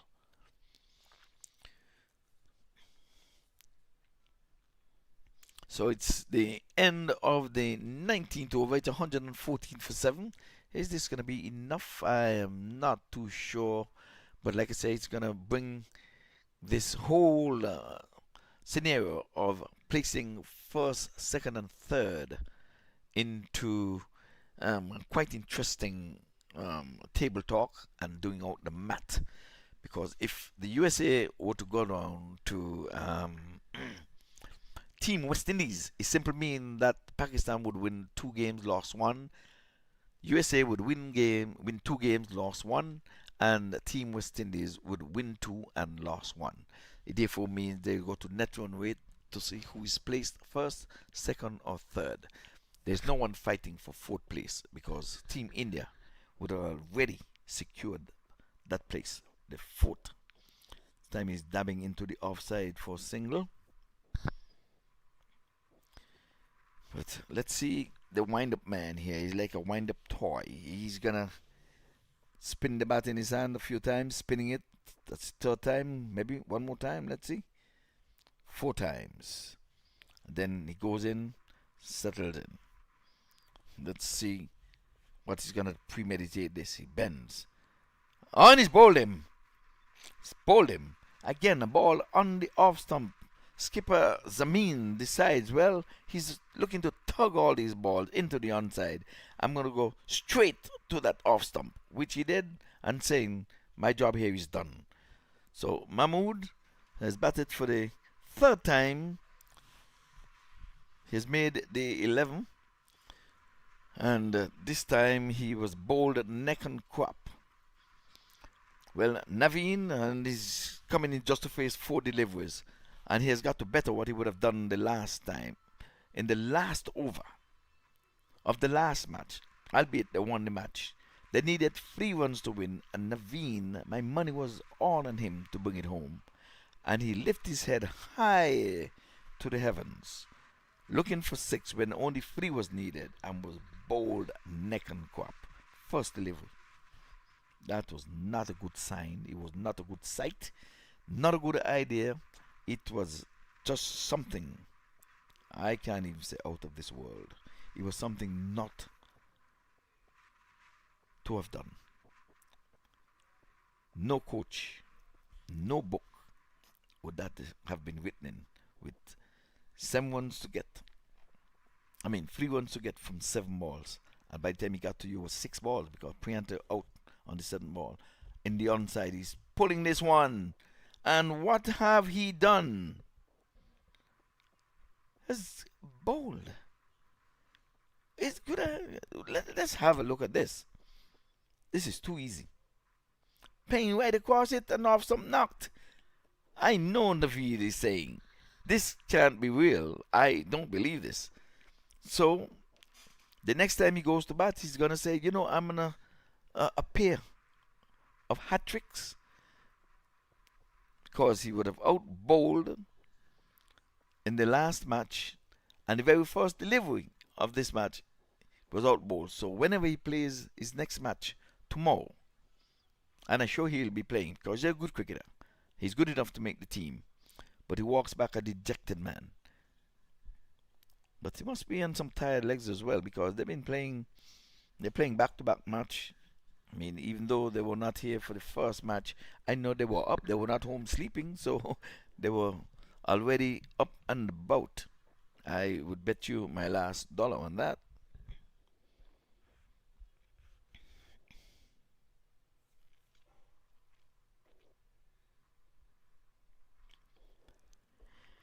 So the new batter is Hamad. So the skipper's taking matters into his own hands. He's taking 2 for 9.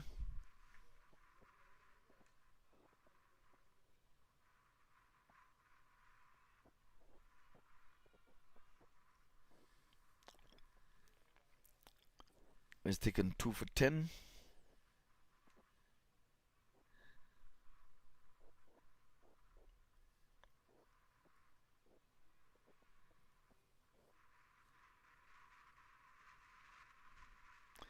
This time he's edging outside the off stump.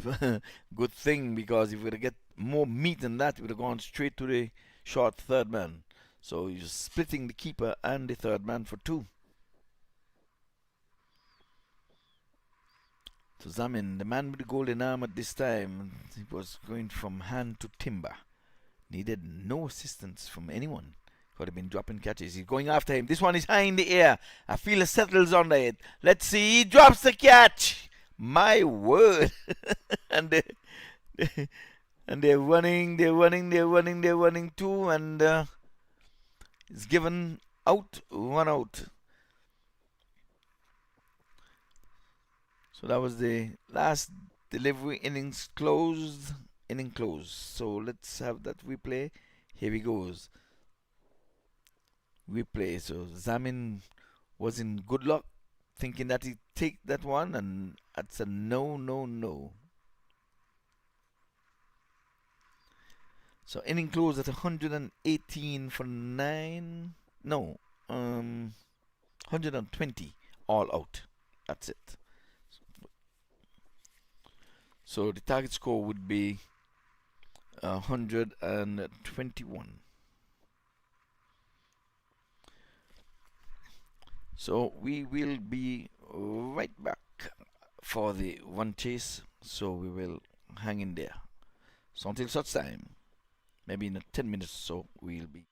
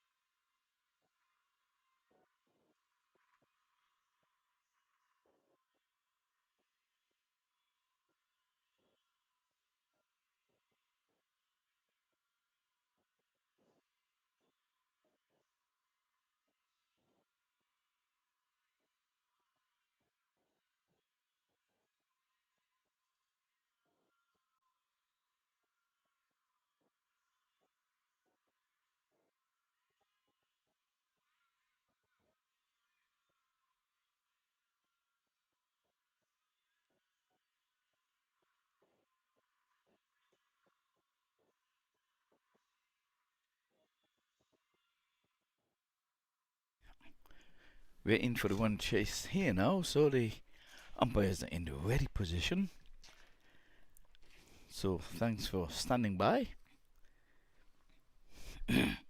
So Moshed, as usual, is going to be opening for the USA legend. Suresh already got a 50 and 100 in this tournament.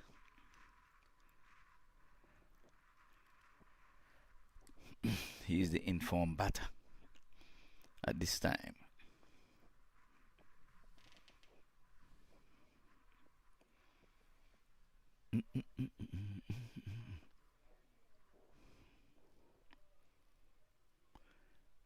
Well, what's the hold up? The umpire is asking, and he's checking the field to make sure only 11 men are on the field. You can name 12, but only 11 can play. First delivery outside the off stump, he comes forward. So he's sporting the number 7, Sudesh. So we'll not get it mixed up. Last time we credited someone for his runs, but we will not do that this time. He's been the batter on the park. Outside the off stump, he's driving, and there it is. Off the mark straight away with 4. That's the man of the tournament so far. He has scored 54 and 100 in this tournament. And what an elegant way to get off the mark. Let's have a look. Outside the off stump, he's straight driving. Carpet drive. That's one of the highlights. Must be seen on MAQ TV from the legend. The legendary Sudesh. And remember, Sudesh would have scored 54 and an even 100 in his first 2 knocks in this tournament. So here he is trying to get another win on the card, but his 54 was in a losing cause. So let us remind the viewers of that. So although he's the informed batter, as a matter of fact, when he scored 54 and the score was 94. Oh, this one is up in the air. He's not going to be this lucky this night, because let's say the big glove man is there, takes the catch, and he's so happy to see the back of the Sudesh. Sudesh has failed, and he's human after all. Tried to turn this one around the corner, got a leading edge, and he went up, and the wicketkeeper did the rest. Here it is. Try to hit it off. His legs, the one bounced a little bit higher than he thought. And what a happy wicketkeeper. They know the price of that man, Sudesh. So he is human after all. He scored 54 on his first knock, 100 on his second knock, and today a real elegant 4 and out. 4 and out. He can't believe it. But you better believe it. It is real. It is real. So Bing George. Bim George is the batter. So Wahid was the partner who was partnering with Sudesh when Wahid was getting his runs. It was the wrong name, but now we've got it right on the money.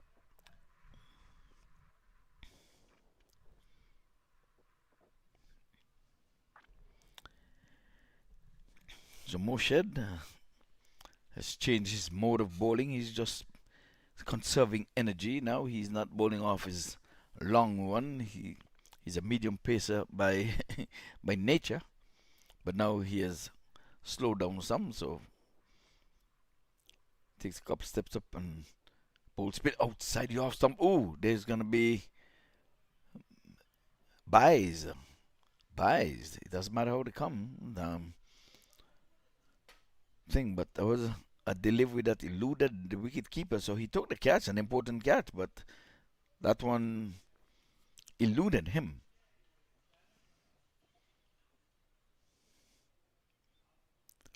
So he must have surprised himself by taking that catch because he was cackapoot when he took that catch. It's like, woo, I grabbed one, I got one. But it was a big fish, I can tell you that. They got a snapper. That guy can bat. Suresh, he can bat. Yes, well, I've seen all of his innings, so I think I'm in the best position. Even better than the umpires. Ooh, this one is pretty much adjacent and kept a little low, but the umpire is saying he's not out. So Moshe hands akimbo and is asking for something. It was on the back foot. Must have pitched just outside the leg stump, and this time he's driving square of the wicket. That's a beautiful looking shot. It's 4. My word. So you have got to forget that previous delivery motion. You have to forget about that and go on to the next.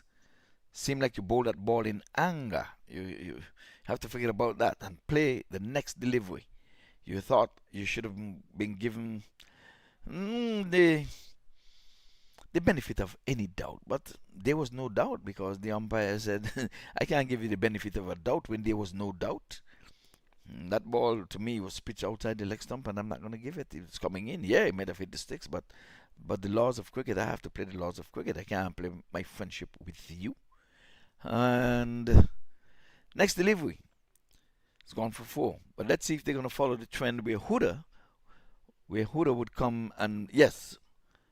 So they're following the trend. Huda is going to be taking up the bowling from the southern end, pavilion end, swap shop end, if you want to give it an additional name. So southern end, combox end, swap shop end, and we'll take all of those.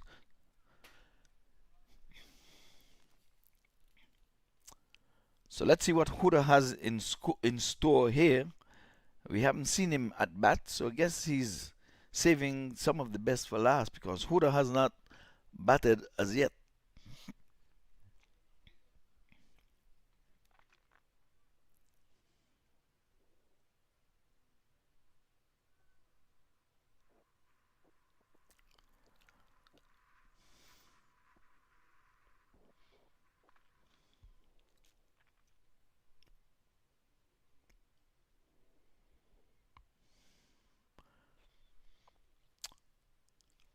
So Wahid, Huda outside the off stump, and he allows this one to go through. The wicket keeper is grabbing back there, but no buys. Already 4 buys in the scorer's book. But this one, he did not take it. But there's a slip in place, so they're on the attack.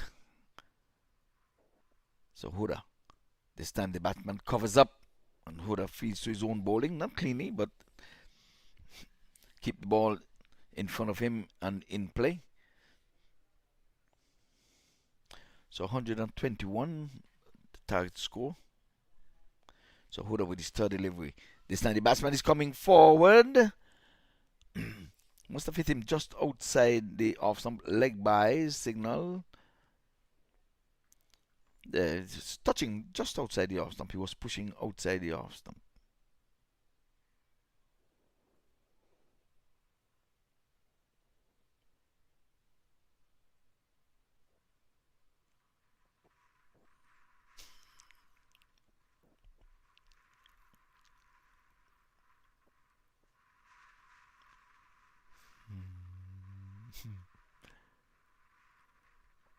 So here it is. Comes in bowls outside the off stump, and he's playing this one in the air just past the outstretched hand of Naveen, feeling in the slip position. It was away from him. Maybe you need 2. But it was away from him. He just stretched his hand out after, really. Came off the meat of the bat. He was not an edge that was just easily coming there. So Huda, between the umpire and the stumps, here is on the back foot. That one coming in, spinning, coming into him, pretty much like the arm ball. So 14 for 1.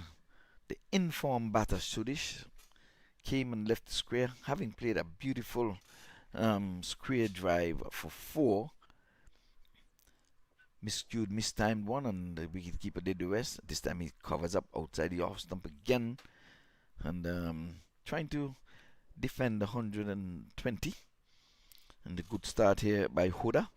That's Huda. So 14 for 1 from 2.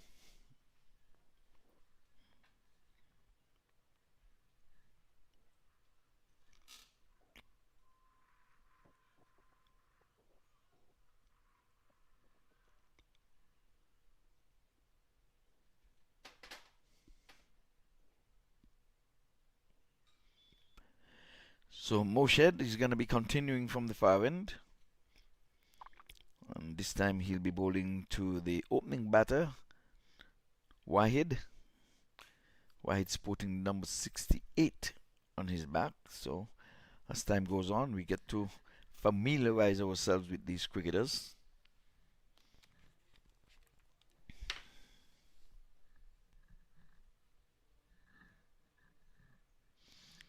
Sam is bunting this one into the offside.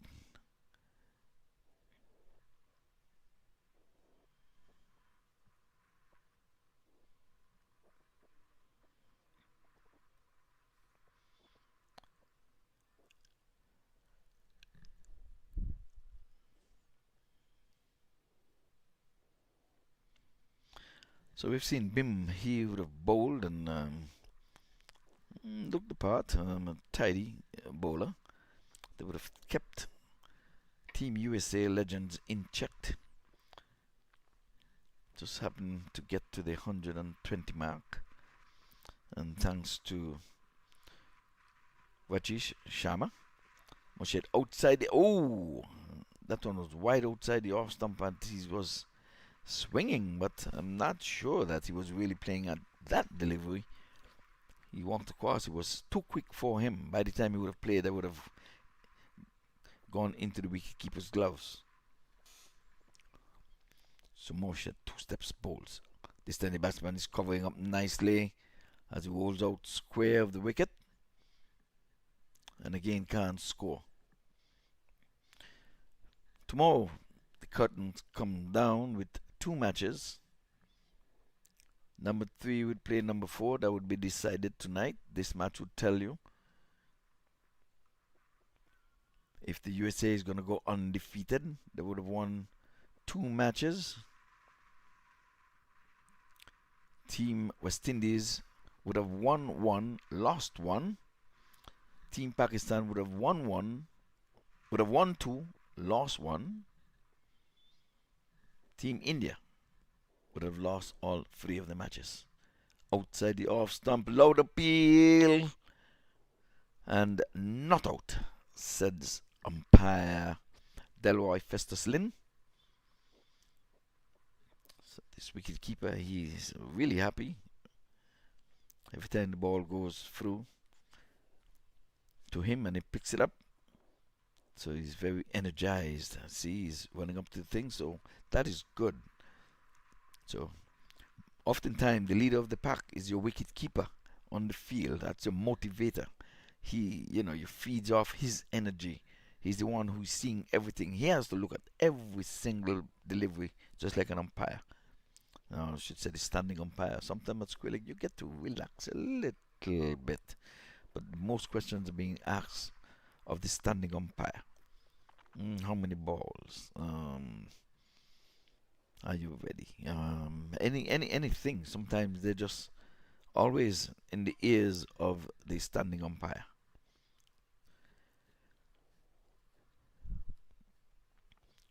So Naveed,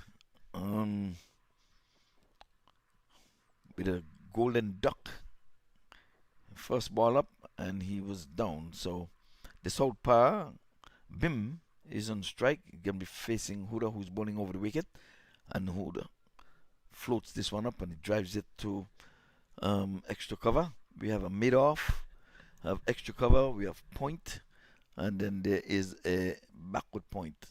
And no, there's a short third man. There's a slip in place, wide slip outside the off stump. He's playing this one just to the right of point and for the single. So we have the left-right combination. Wahid is the right-hander. He's yet to score, and he has scored some. He has faced some 10 deliveries, but he's 16 for 1. Bim came in at the fall of the wicket of Shudish. He went for 4. Well played 4. But they were so happy to see the back of him. So Hura, left arm, flighting this one. This one is hit in the air and over the boundary for a maximum 6 runs.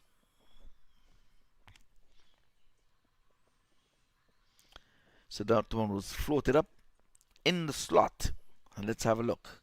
Here he goes, coming after him. Bang! Straight over, straight back. All the way for 6. Good camera work.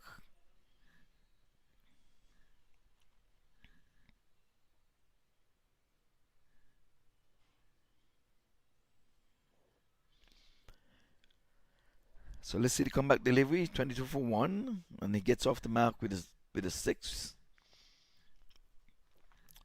So 6 runs from 11. So he can always catch up outside the off stump. He's playing and missing. Wicketkeeper standing up over the sticks. Takes it cleanly. That's looking good. Looks good. Cricket must be played in a manner in which you can really teach the youth something. So goes down, stays down. Now he comes up, and the batsman covers up as ball is played back to Huda. Huda bowls left hand in that peculiar manner. Goes between the stumps and the umpire. Bowls his left arm. Here it is outside the off stump, coming back into the batsman. And oh, there's a misfield there. And actually gave up 2 because I wasn't. No, 1. They aborted the second one. So just the 1 run at the end of that over. It's 23 for the loss of the 1 wicket. Bim is on 7. Both batters on 7. And Wahid is on 7 also.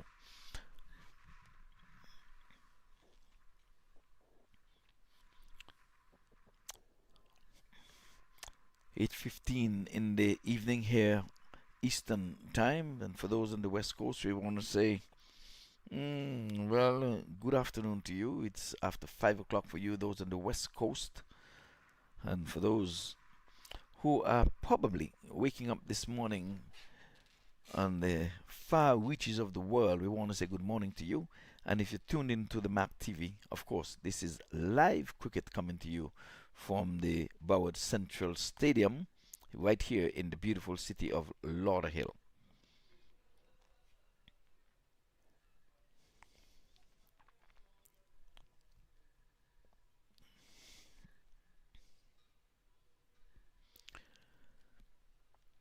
So Moshed to continue, getting the prize wicket of Suresh.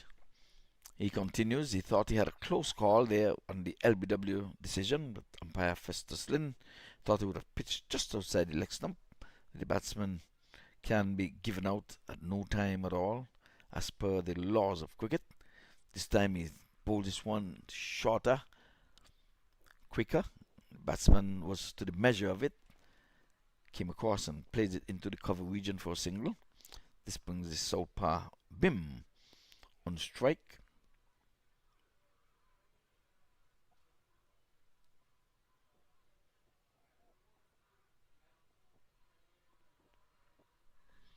So Moshe is make sure getting his field placement right as he's sending back the cover point and the extra cover. Those are the 2 sweepers. So he's going to go in the offside. Let's see if it's a double bluff. Yes, it's a double bluff.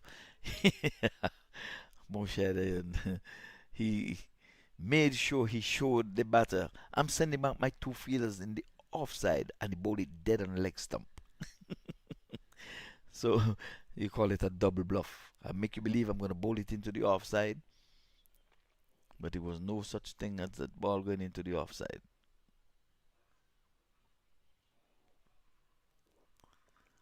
Batsman is cutting away, cutting beautifully. Would this one get to the boundary? Yes, it does. There was a foot chase on, but the ball finally wins the race. That was a good shot, good looking shot. There it is. bang into the offside on the back foot, punching. Once you get past the inner wing, and this guy looked like a spring chicken. Can't believe he's over 50, so 50 and over plays this game. So Moshed guilty of pitching short outside the off stump. Remember, he's not a huge target by any stretch of the imagination. Just 127 to get down the leg side. It's going to be a wide call and signal by umpire Festus Lynn. But Festus Lynn, he's been around the umpiring circuit for quite a number of years, regarded as one of the fairer and more competent umpires in this neck of the woods. He's coming down, and Moshe saw him coming, so he jammed him with a quicker one into the feet and not giving him any room. He's now rehearsing what his intention was, to come down and really play an aggressive shot. In the end, he had to just cover up and be satisfied with the single. As I said, Moshed is a good cricketer with a good head on. But there's some ladies in the stands here. I want to say good evening to them. They compliment the commentary, so I want to accept my flowers on air to say, well, thank you, ladies, and for all who are in the stands. There are quite a few people on the eastern side of the stand, and they're partying over there. There's music. You're not hearing it coming through the microphones here, but there's a party going on over there. Indians, of course, they're here to support the boys, and they're enjoying themselves. That's the last word that they said.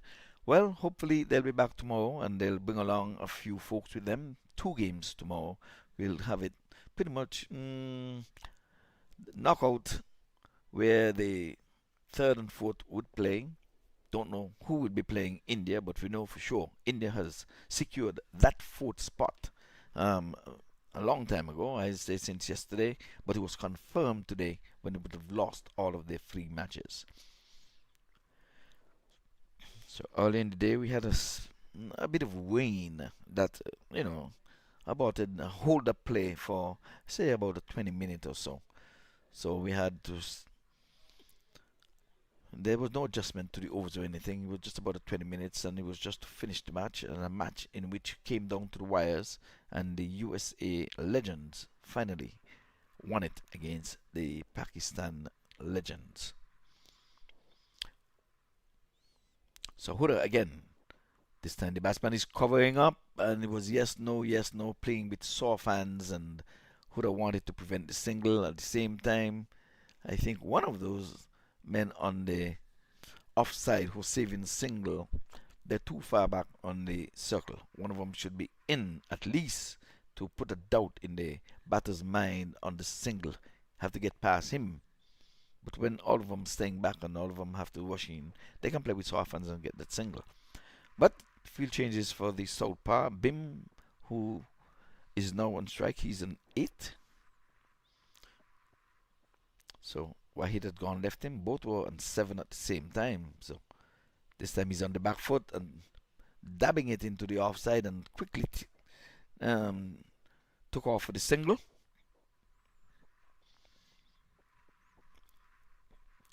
So just in case you're wondering, we're under lights here at the Central Broward Regional Park, and we're playing in the main stadium, the ICC approved venue. The last international match played here was between Pakistan and West Indies. They played 3 2020 matches in which Pakistan won the series 2 games to 1. That was played right here in Central Broward. This one is tickling it around the corner. There's one here for him. There is one. They're turning for 2. And the ball picks up now. And let's see. It's going to be wide. So 3 runs to the total. 3 wides. So Hura guilty.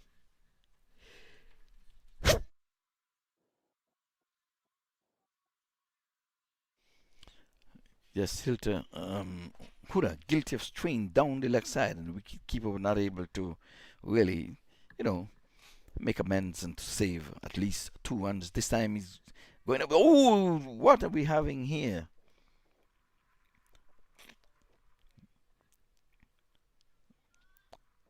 Yeah, it was the non-striker's call, and he was ball watching. He found himself ball watching.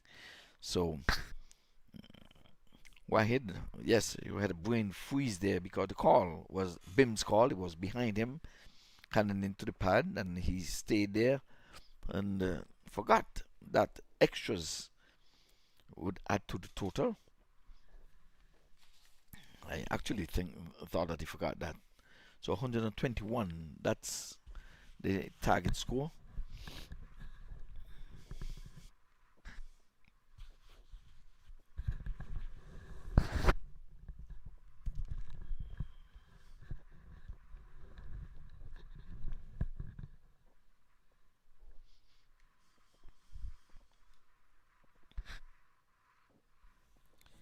Umpire Vincent Brown doing his second match of the day. He started early in the morning. Oh, and this time there's an appeal, and he knocked him over. This is a bowled him. So Wahid is gone. Here it is. Bowled him off stump. Hurrah. Hurrah is doing the umpire's job. He's raising that dreaded finger and saying, you go, you miss, I hit. So that's another good wicket to get. Again, 121. That is the target score. But Bim walks back at... Wahid walks back a dejected man. So the power play has yielded some 38 runs with one legal delivery left. 2 wickets has fallen. And it was 36 for 2 when the US legends batted through to the power play. So they've gone 2 runs better, but the wickets remain the same. They would have lost 2 wickets, and they worked their way up to 120. So pretty much it's even Steven here as we speak. Just 2-run difference with one legal delivery left. Maybe they might go for broke with this one. And the reason why they got to the 36 is the last over of the power play that they showed intent to get the ball off the square. While the USA legends were batting, they were just poking it around in the power play. And then the last over, they started showing signs of aggression, Sharma, and then went on to make a 54. Yes, he had a few chances along the way, but that's none of his doing. The easiest of them all was the one from Mahindra Nagamutu, a ball on court. He went up, came down, and he flowed it. But the very next delivery, he got rid of him, out stumped.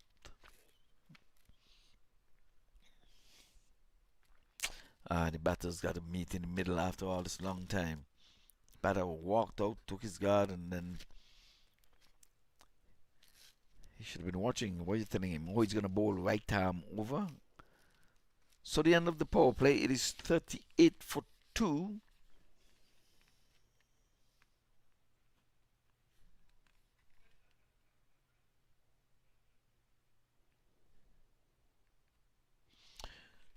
Batsman covers up nicely. So Moshed is going to bowl his 4 under trot. He's come customary to do that, and then he'll go into the field and would be workmanlike in the field. Outside the off stump, and this one is going to be a wide. And the umpire is saying it was pitch outside off, too wide, and pitching going further away. So 39.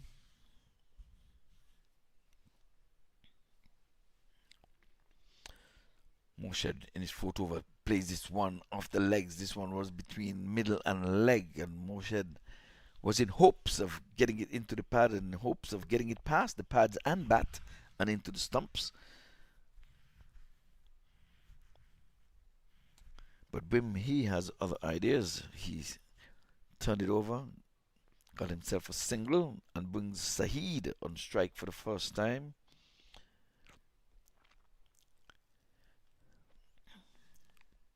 So he's coaching him along. Bim is telling him to just probably play straight. And turn this one around the corner. One is here for him, just one. As this one just trickled past the umpire to his right.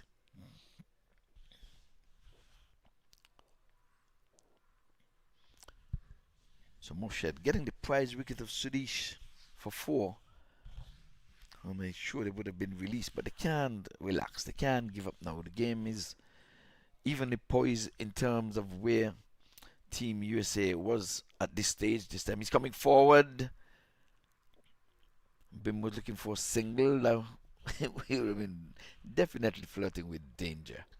Most definitely, he would have been flirting with danger.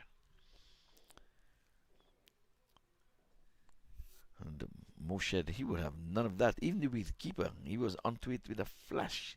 They know what it is to win this game. Win this game. Oh, this one is outside the off stump, but would have turned away mostly after he would have passed the batter. He passed him pretty much on the full. That's a good call there by the umpire, Delroy Lynn, the senior umpire, veteran with a number of games under his belt. Down the leg side, and he turned this one around the corner. There's one here for him. It's going to go into the boundary board now. So that one was badly lined. And this is the last ball of his spell, and it went for 4 runs.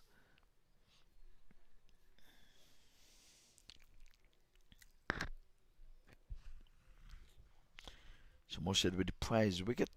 He's done and dusted. His spell is over.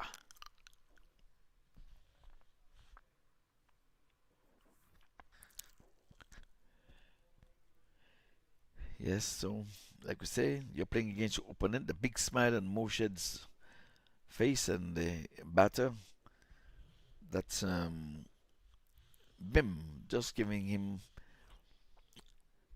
a good nod, saying that was a good spell. You did bowl a good spell. You kept us in check, and you bowl your 4 overs on the trot. So let's see. I think he's going to be coming off to rest those weary legs, and another fielder is going to take his place. I think that's what it is. Someone is coming off. I see 2 players headed to the pavilion, so it's 2 off, 2 on. Or Moshed is going to stay. Yeah, I think Moshed wants to stay down on the boundary. You see? Yes, he wants to stay down on the boundary, so he's sending the fielder up into the circle. So Huda is the one who left the field, but Huda would have bowled just 3 overs, so he has 1 in the bank. So he can always come back and bowl that one.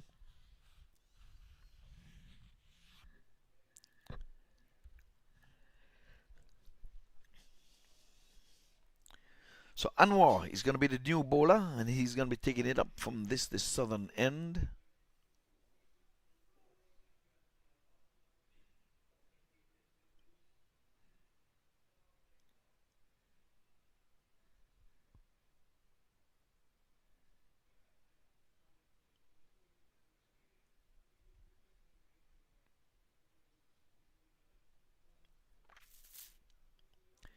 It's taking quite some time to get this over started.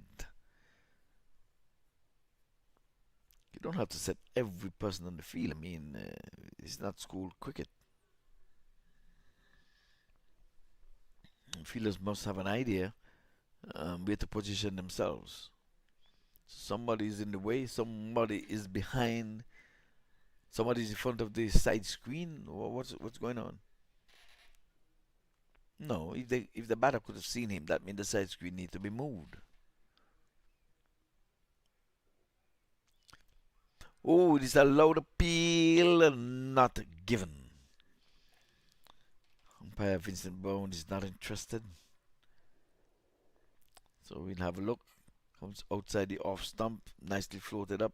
No, it's beating the leg stump. Definitely beating the leg stump. That's a good call. That one was beating the leg stump.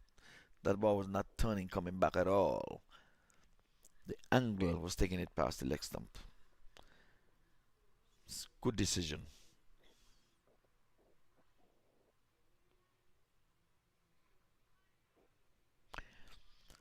So the bowler is changing his mode of attack.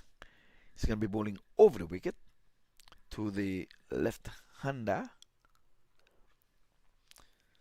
So Anwar trying to keep things in check. It's not a huge total, just 121 to get. And this time he's poking one into the offside, and they were off quickly for the single. So Shahid doing the calling there. They're looking for overthrows. Not going to have it on this occasion. So Saeed, good heads up cricket there from him. Saw an opportunity to push Bim. Oh, down the leg side. That's a wayward delivery. It's going to be a wide call and signal by umpire Vincent Brown. Acknowledge, sir. So that's where you're taking the ball. You're bowling it going down the leg side. So your appeal has confirmed Vincent Brown's decision, although it's a different delivery, but that's where you're going inside out in the air, and he got all of it. It's gone for 6 inside out. That's always a beautiful sight to see, an inside out shot. Dwayne Bravo was a master of that as well. Inside out. Our local boy Earl Stevens, he used to just hit it straight up and over. There it is. We saw Prianta would have hit one in his previous game to bring the match within reach for the USA after having hit a 4 on the onside with the previous delivery. And when he would have left Team USA with only 3 runs to get from 6 deliveries, that was a good thing that he did when he went after the bowler. So let's see the combat deliveries. Flicking this one around the corner, that's Bim. Oh, we're going to have some overthrows here. And here is Moshed sacrificing himself. And they're going to take one for the throw as well. So leg buys.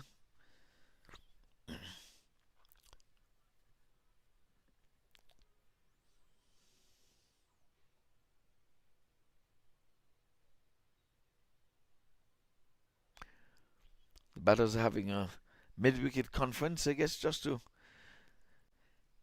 get a breather. I think having one between those sticks, had some overthrows here. So it's 57 for 2.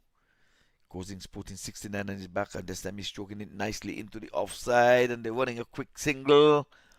Are you sure these guys are over 50? Because they're good awareness cricket. Heads up cricket, that's what it is. As that over comes to an end, over number 8, it is 58 for a loss of 2 wickets. Shahid is on 11, and 17 goes to Bim.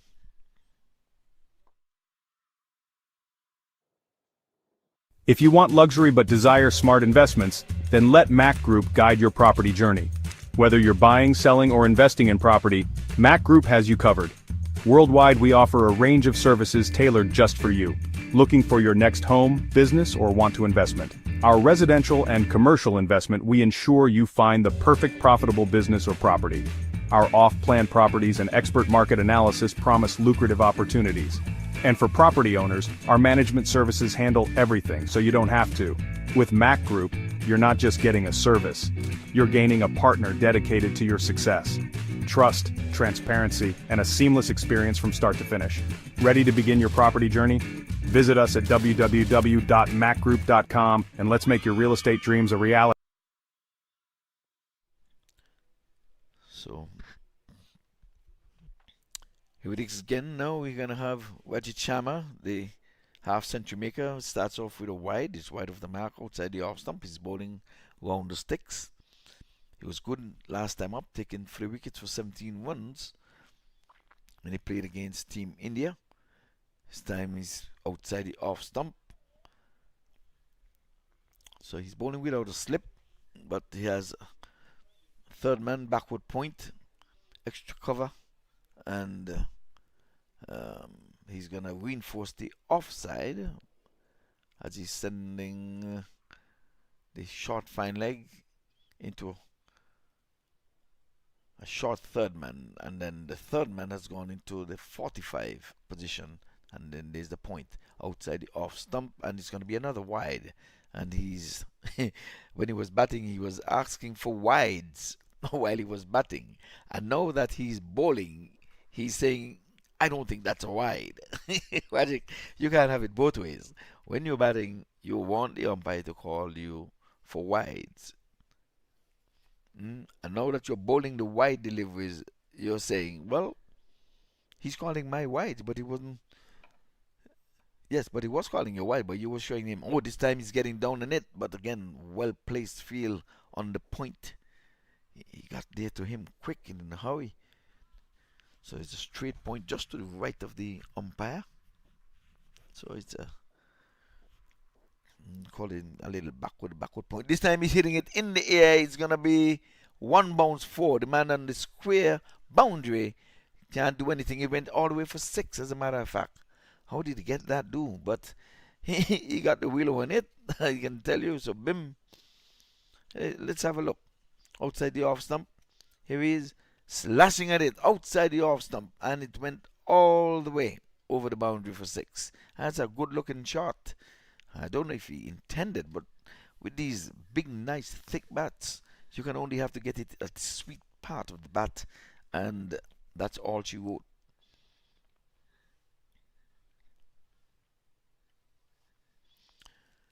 So I just give him back some of what he would have gotten. He got to 54. And I would have given up a 6. But now he's been tidy other than that. So 4 deliveries, has been 2 wides and a 6. So it simply means that he would have bowled a few dot balls. That's all it means. So in the end, it seems as if it's turning out to be a good over after all, having been struck for a good looking 6 over the backward point area. Oh, as we're speaking there, man, they was thinking single, and good bit of feeling there. He was off camera, really, you didn't really see it, but he was off camera, and the guy like a spring chicken at this hour of the day. This is back-to-back games for Team USA. And that was Naveed, as a matter of fact. So I guess he's trying to make up for his golden duck. I think that's what it is. So cricket, lovely cricket. This is the Legends Tournament. Started on Friday. And I think Moshed is leaving the field. So let's see who's going to be taking his place. So he would have bowled his 4. And he would have fielded for a further 2 overs, and now he takes leave. No, that's not Moshed. I'm sorry, that's another cricketer. No, that's not Moshed. I beg your pardon. I thought it was Moshed leaving the field. So this is gonna be Waka is gonna be bowling. It seems like that's him. He's putting the 61 on his back. So some of these cricketers have so many different names that to go by, you know, Pakistani, but he's trying to get his field placement right. He's gonna bowl the slow stuff. When I knew him back in the day, way back, he used to be a fast bowler. So like Moshed, he has cut his everything down. 1 down, paced on 1, 2, 3, 4 steps. No, this is pre. This is Prianta. I beg your pardon. How can I miss Prianta? This one is trickled, and they're thinking a 3rd. No. So Prianta, he fooled me there. Prianta from the back, you put on a lot of weight there. You look like Waka for the moment, but it's Prianta. Businessman in his own right, former president of the Southeast League, and was very instrumental in getting the league to come together to form one association, and now all the grounds have been controlled by one umbrella. I think Roger is the president now of the Cricket Association here in South Florida. But next Sunday, I understand that they're going to have 3 matches right here on the square.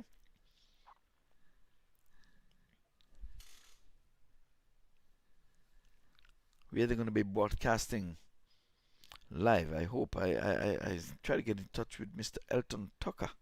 I'm sure he would be doing the feed here. And I will try to get in touch with him. As I had a talk with the former president, Prianta. And if that is the case, I'll be back here doing commentary.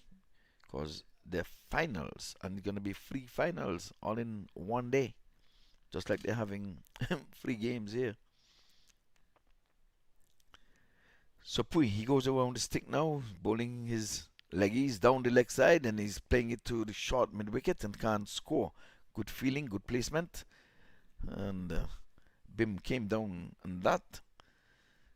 He's looked good, and he played a good inside-out shot over the deep point position. This time this one coming into the batsman. He's on the back foot punching into the offside. And they're going to be a nice relaxing 2 runs because the extra cover was really deep. He was all the way on the boundary. And the mid-off was found wanting. He was sleeping. It was really his ball to go and fetch. But for some strange reason, he was hoping that the guy run all the way in from the boundary. So now the left-right hand combination is making everyone think. So Bim is in 25, quarter century, and he's going at a good clip. He's going at almost a 1 a ball. Oh, down the leg side, it's a low to be keeper, and he know that he would have bowled a loose now. Down the leg side, goes into the boundary ropes now. And we're waiting for the signal from the umpire. It's going to be 5 wides. So naughty Prianta. Yes, that one was forced down the leg side. It would have been a good delivery for the right-handed Shahid. But this is a southpaw. And it was down the leg side. Badly lined. Quicker. Flatter. We'll have a look. Look at it. There it is. Pitching always going down like the wicket-keeper tried to, pull that one in. You can't fault him for that one. It was the angle took it away from him. Outside the off stump, and he's guiding this one. And they're thinking 2, but they settle for the single. So 1 legal delivery left. So you've bowled a wide, so now you've put us on the edge now to wonder if you're going to be bowling another wide. But I don't think you will do that. You're more disciplined than that. A leader in your own right. And he had that same mannerism like Waka. I am so serious. But that's Prianda. Outside the off stump, and it's going to be another wide. The commentator's curse, I would think. I said, you bowl that 1 wide. Oftentimes, it follows up by another wide. This time, it's the right-handed batter. You bowl that wide too. So, I think the left-right is having you confused a little. This time, he covers up nicely and plays it out into the cover region just for the single. As that over comes to an end, it is 79 for 2, trying to get to 121. So at the end of 10, let's see if they're going to take a break. So, end of MAQ 10. Group International Investment Platform. Today, I'm excited to talk to you about something that can truly transform your investment game, real estate, and specifically, how MAQ Group is making it easier than ever before. Now, investing in real estate can be intimidating. There are so many questions: where to buy, when to sell, how to manage properties. It can be overwhelming, but that's where MAQ Group comes in. Imagine having a team of experts dedicated to your unique aspirations. At MAQ Group, that's exactly what you get. Whether you're looking to buy, sell, rent, or invest in $1 million business or small, we've got you covered. So let's break it down. First up, buying. Finding that perfect property can be like finding a needle in a haystack. But with MAQ Group, you have access to exclusive listings and insider knowledge that takes the guesswork out of the equation. Our team will find the perfect property that aligns with your investment goals, be it a luxury home or a commercial estate. Next, selling. Selling a property can be just as tricky. Pricing it right, marketing it effectively, and finding the right buyer, it's a lot. MAQ Group uses cutting-edge technology and market strategies to ensure your property not only sells quickly, but also fetches the best price. We handle everything from staging to negotiations, making the entire process stress-free for you. And finally, property management. Managing a property, especially multiple ones, can be a headache. But with MAQ Group's comprehensive management services, you can sit back and relax. Our team handles everything, from maintenance and tenant relations to financial reporting and compliance. It's like having a personal assistant for your property. So why choose MAQ Group? Because we're not just about transactions, we're about relationships. Our personalized services are tailored to meet your unique needs and aspirations. We're committed to turning your real estate vision into a reality. Don't just take my word for it, experience the MAQ Group difference yourself. Ready to make your next big investment move? Reach out to us today and let's make your real estate dreams come true. And hey, if you found this video helpful, don't forget to like and share. It helps us out a lot and lets others discover how MAQ Group can simplify their real estate journey too. Thanks for watching, and until next time, happy investing. Visit us on www.macgroup.com. MAQ Group International Investment Platform. Today, I'm excited to talk to you about something that can truly transform your investment game, real estate, and specifically, how MAQ Group is making it easier than ever before. Now, investing in real estate can be intimidating. There are so many questions: where to buy, when to sell, how to manage properties. It can be overwhelming, but that's where MAQ Group comes in. Imagine having a team of experts dedicated to your unique aspirations. At MAQ Group, that's exactly what you get. Whether you're looking to buy, sell, rent, or invest in $1 million business or small, we've got you covered. So let's break it down. First up, buying. Finding that perfect property can be like finding a needle in a haystack. But with MAQ Group, you have access to exclusive listings and insider knowledge that takes the guesswork out of the equation. Our team will find the perfect property that aligns with your investment goals, be it a luxury home or a commercial estate. Next, selling. Selling a property can be just as tricky. Pricing it right, marketing it effectively, and finding the right buyer, it's a lot.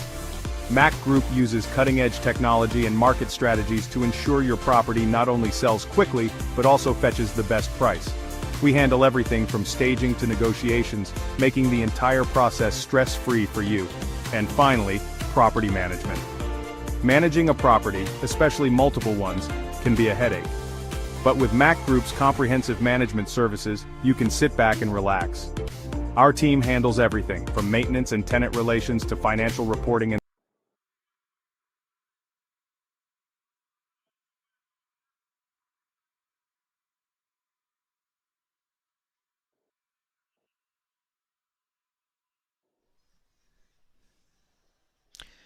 So we're back, and this one is played into the point region, and looking on score.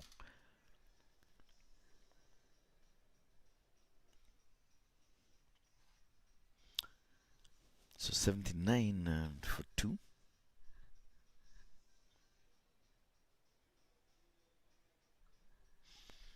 Oh, glorious. That's an inside-out shot, and it played over the infield and down to the boundary for 4. So they've started very positively here in the 11th over. Let's have a look. Rashid outside the off stump, and they up and away. 1, 2, 1 bounce over the fence.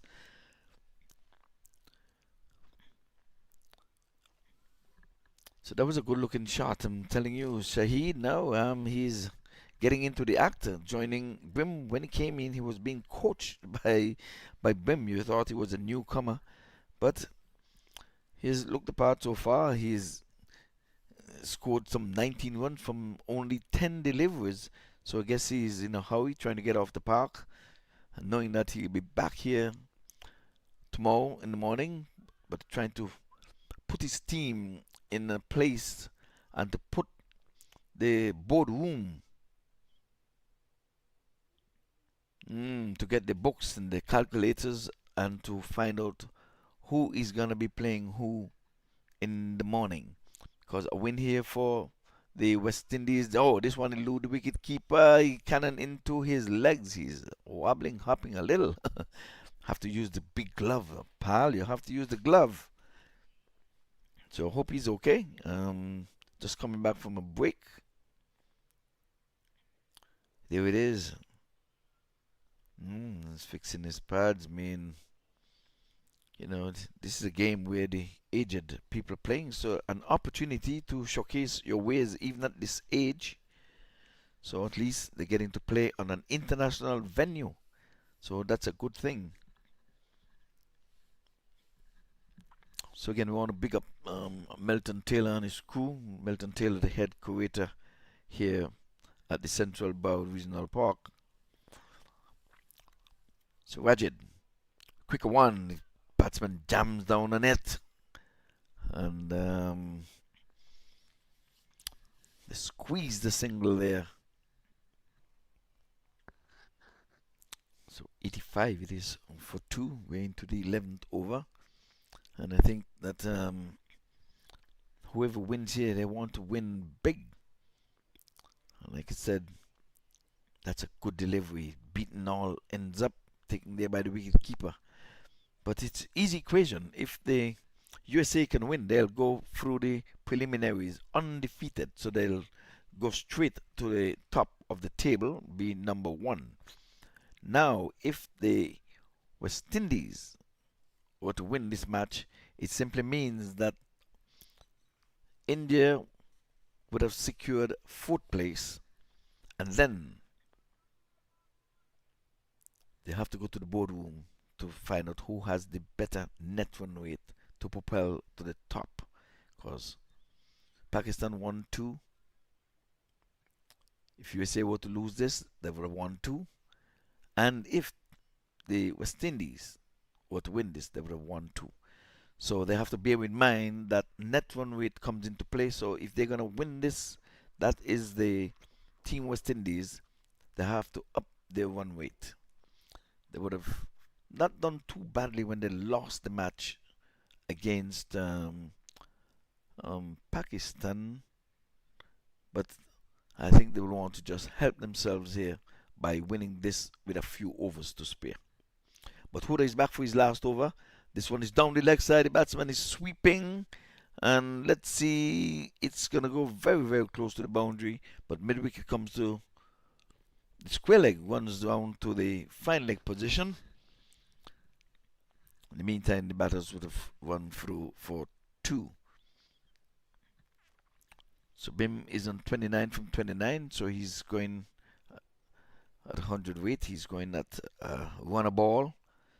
Huda in his 4th over. This time the batsman is going outside the off stump, and must have got an edge onto that one from the look of the wicket keeper and the reaction of Huda. He runs, yes, indeed. But it seemed as if it was an inside edge. So the wicket keeper, you can't really fault him much for that, to be honest with you. But runs nonetheless. And in 2020 cricket, it doesn't matter how they come, long as they come. But Huda would have thought he was undone there, unlucky. He has bowled tidily so far, had the 1 wicket for 19. Wickets he got was bowled neck and crop outside the off stump, and the batsman is punching on the back foot. Out to cover sweeper. So Sharma is there. Rashid gets in the way, just the single. He brings Shahid on strike. And he's even going at a better clip. He's 19 from 13. So Huda between the sticks, bowls around the sticks, and this time he's coming forward and can't score. He's showing that he should have pushed that one off a little harder or angle. But Huda has other ideas. They want to go undefeated. It's 90 for 2. They're on the verge of getting to that 121. Outside the off stump, he's on the back foot, playing it into the offside. A quick single, and it's taken. So Pre could not have prevented that single. He was pushed hard at him, and he rushed in, but he didn't pick it up cleanly. And in the meantime, the batters crossed for single. They're easing their way up to the 100 mark. It's 91 for 2.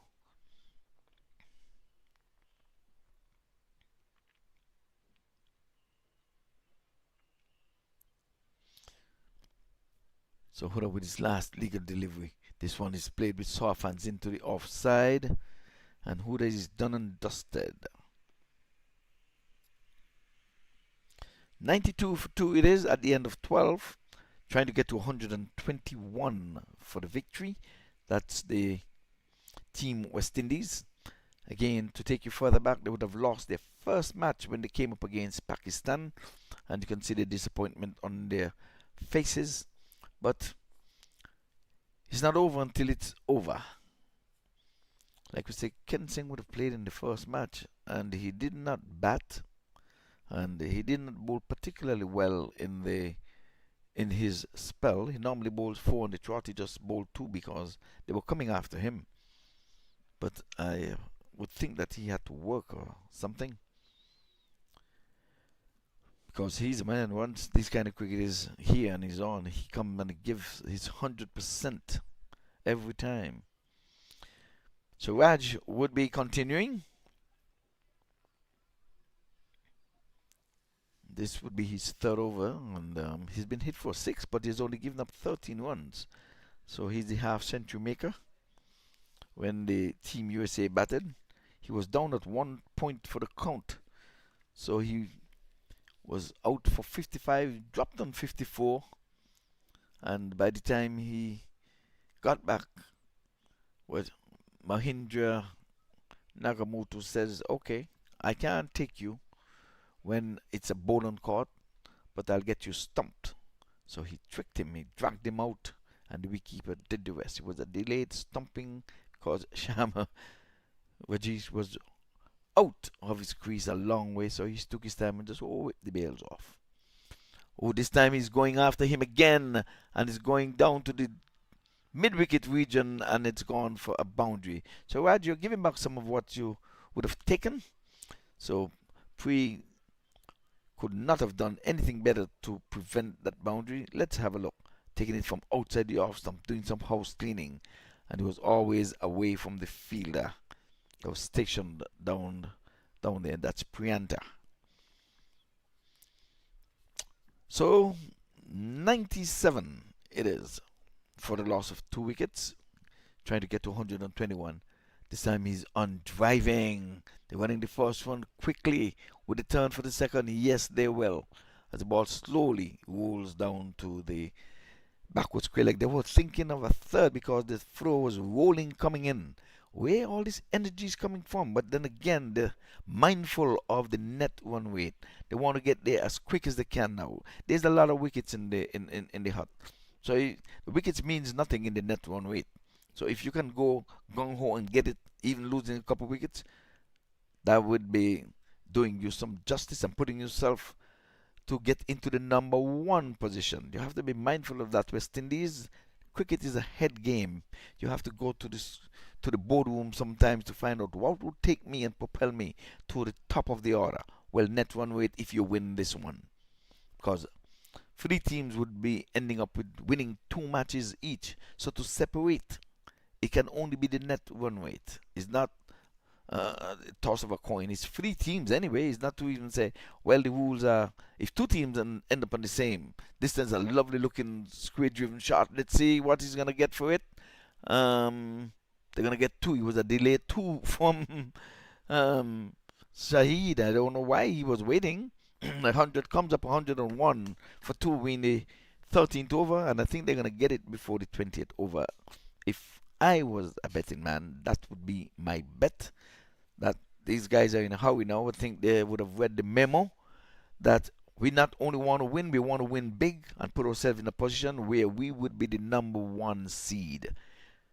Because the USA has not lost a match, but if they go down on this match, it would means that the 3 top teams would have lost a match each, and the only thing can separate them, where 1 would play 2, and the 3rd would play India tomorrow, because India already booked their 4th position.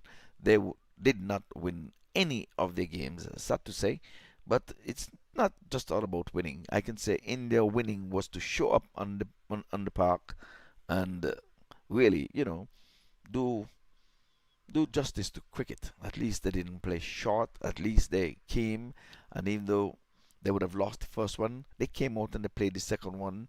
And knowing losing 2 games on the trot would probably put you out of the contest to be in the top 2, they still came and gave it their all.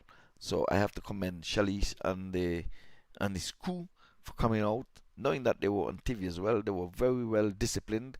The only ill discipline was Talik when he tried to force a third run, and the third one was a non-existing one when the ball was right by the wicket keeper, who was only about 6 yards away from the stumps when he tried to take him on. It was an impossible one. But apart from that, we want to say all hails to all of the participating teams in this legend tournament. It simply means you're not lost and forgotten. So Naveed, who would have got the golden duck when he came into bat, is now summoned to try to make the team work a little harder and go further into the overs, thus giving themselves a chance of upsetting the apple cart when it comes to the net run rate. So they've got to, if they're going to win this, they have to force. They may not win the game, but if they can force as many overs as they can and give them a hard time in getting there to the 121, it gives them a better chance of getting in the top 2, perhaps number 1, because I think the team West Indies is on the way of winning this one. But both teams must be mindful. They want to win big. They want to be the number 1 in number 1 spot. But 1 and 2, it doesn't matter, because 1 would play 2. Is that like 1 would play 4 and 2 play 3? 1 is going to play 2. The 2 top teams go through to play the final game tomorrow. So could it be the same 2 teams playing the finals tomorrow? Well, the book would have to be worked out to tell us that he's a swing and a miss outside the off stump, taken low down by the wicket keeper. The wicket keeper has done a fine job. He took the first catch when they took the prize wicket of Suresh. Suresh has scored 54 and an even 100 in this tournament. And his last at bat, he scored a lovely 4. Only 4, but the 4 was worth your money coming into the park. Trust me. This time the batsman is playing with soft hands, so Naveed is doing the job for his team. He's making them fight for every run. And that's what the team USA needs at this time. Force them to take a long time to get to their 121. And on the other hand, Team West Indies is going to try to get there as fast as they can, looking for the number 1 and number 2 seed. And this time he's opening the face of the bat and he's guiding it down to backward point for a single. As the over comes to an end, a nice tidy over. Just 3 runs coming from it. So, job well done there by Naveed. Naveed, he's a fine gentleman. I can tell you, I've never seen that gentleman been roughed up. I've never seen him get mad or anything. He's always pleasant and pleasing, always with a smile, always ready to greet you, always ready to calm a situation. Naveed, that's the man for you. Again, for those spectators who are here and following on the MAQ TV, again we want to say good evening to you and thank you for coming out, supporting your husbands, boyfriends, relatives, or what have you. I'm just a cricket lover and you're here. We want to say thank you for coming out. And for those viewers, the millions that are looking, we want to say thank you for tuning into the MAQ TV. And those who would have gone on over to the Radio Caribbean Caribbean Global Voices, we want to say thank you as well for just tuning in, following cricket. This time he's going on his knee, doing some sweeping, getting past the short mid-wicket. But it goes down to the mid-wicket. The ball cannoned into him, ricocheted, if I can say that. I think Pre down there had to do the running, became the cleanup man. In the meantime, the batters crossed for 207.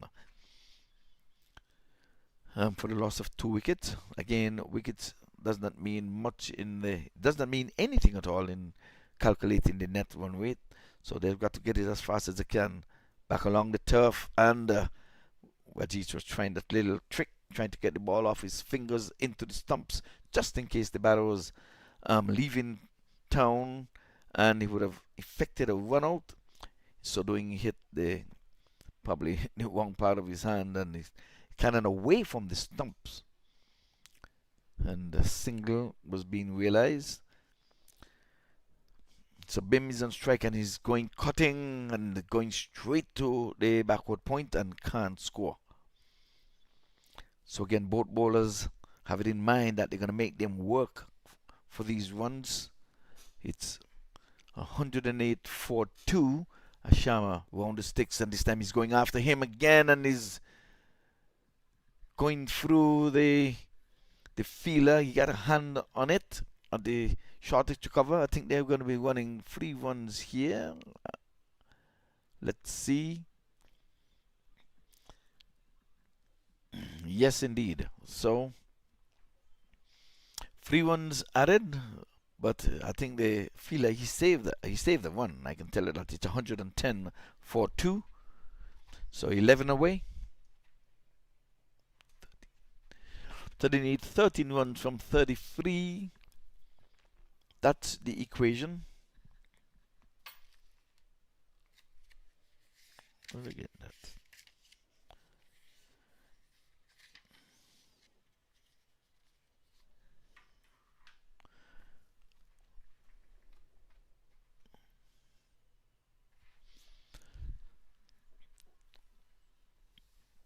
So now it's 111, so they need 10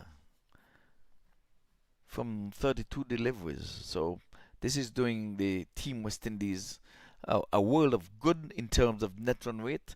I think we have to have a look though, because the very first match they would have made 134 chasing 163, so that was not too bad, to be honest with you. But we have to look at if anybody would have really taken off and really have that big win, because there was a big win coming when India would have played against the USA, because they were rolled over for 70 runs. So Team USA net run rate is going to come into play.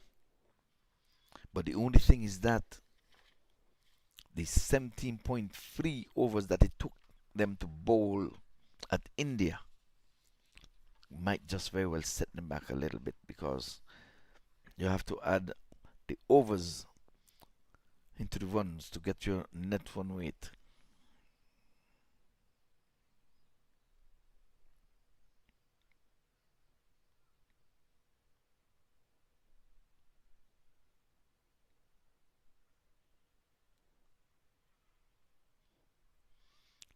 There's more runs here.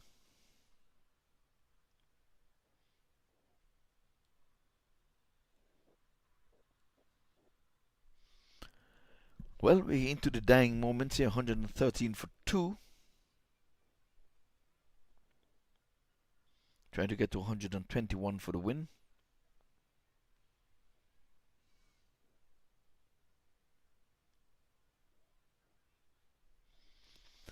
So don't forget now to calculate the net run rate. You have to subtract the team's average runs conceded per over from the average runs scored across the tournament. So the total runs scored, total overs faced, and total runs conceded. That's how you, and plus the total overs bowled. That's how you calculate the net run rate. So the administrator's gonna have to just add all the runs, add all the overs, bowled for and against, all the runs made and against, and you're gonna divide those, and you're gonna come up with your net run rate. And that formula is used to break ties, and the tie that we're going to be having here is that 3 teams are going to be on the same amount of wins, same amount of points.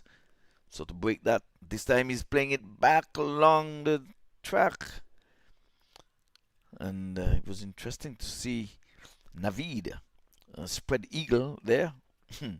Like I said, he's trying his best to make them work as hard to get their runs, because like I said, remember the total runs made versus the total runs made against. And the same thing with the overs, the amount of overs bowled to you and the amount of overs that you bowled. This time he's going high, he's going hard. There's a man down here circling under it, and he drops it. Did it hit the thing? It went for 6.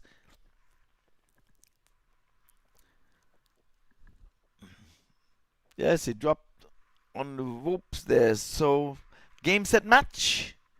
122 it is in 16 overs. 122 for 2 in 16 overs.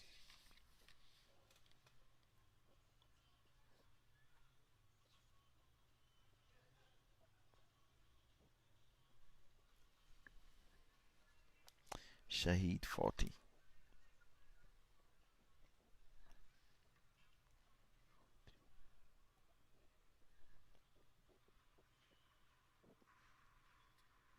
So Shahid would have made 40, and Bim came up with 43. So he made his 40 from 30 balls and 43 from 41 deliveries. So not a bad day at the office. So 122 for 2, 16 overs. And like I said, well played USA. They were sent into bat, and the target was just 122. Don't think that they would have done enough, but it's not easy playing back-to-back games, back-to-back. But they had it the easier way, though, if I can tell you that. So tomorrow morning we'll be back here to play the first game. Number 3 will be playing against number 4. And number 1 would be playing against number 2. So I'll be off air for a while here concerning the commentary. Don't know if we'll be back to bring the actual scores and positioning of the team. Let's put it that way. So I'll wait and see if any one of the administrators would come up with something, and we'd broadcast it so the cricketers can know who comes in first tomorrow. If I were there, I'll have all of them come tomorrow so they can look at all of the matches. Well, for the MAQ TV for now, I'll say good night. If it doesn't come back here, we'll continue with the music on the Caribbean Global Voices. And if I get it, I'll be right back to give you the positioning of the team. Good night. I've Henry signing off.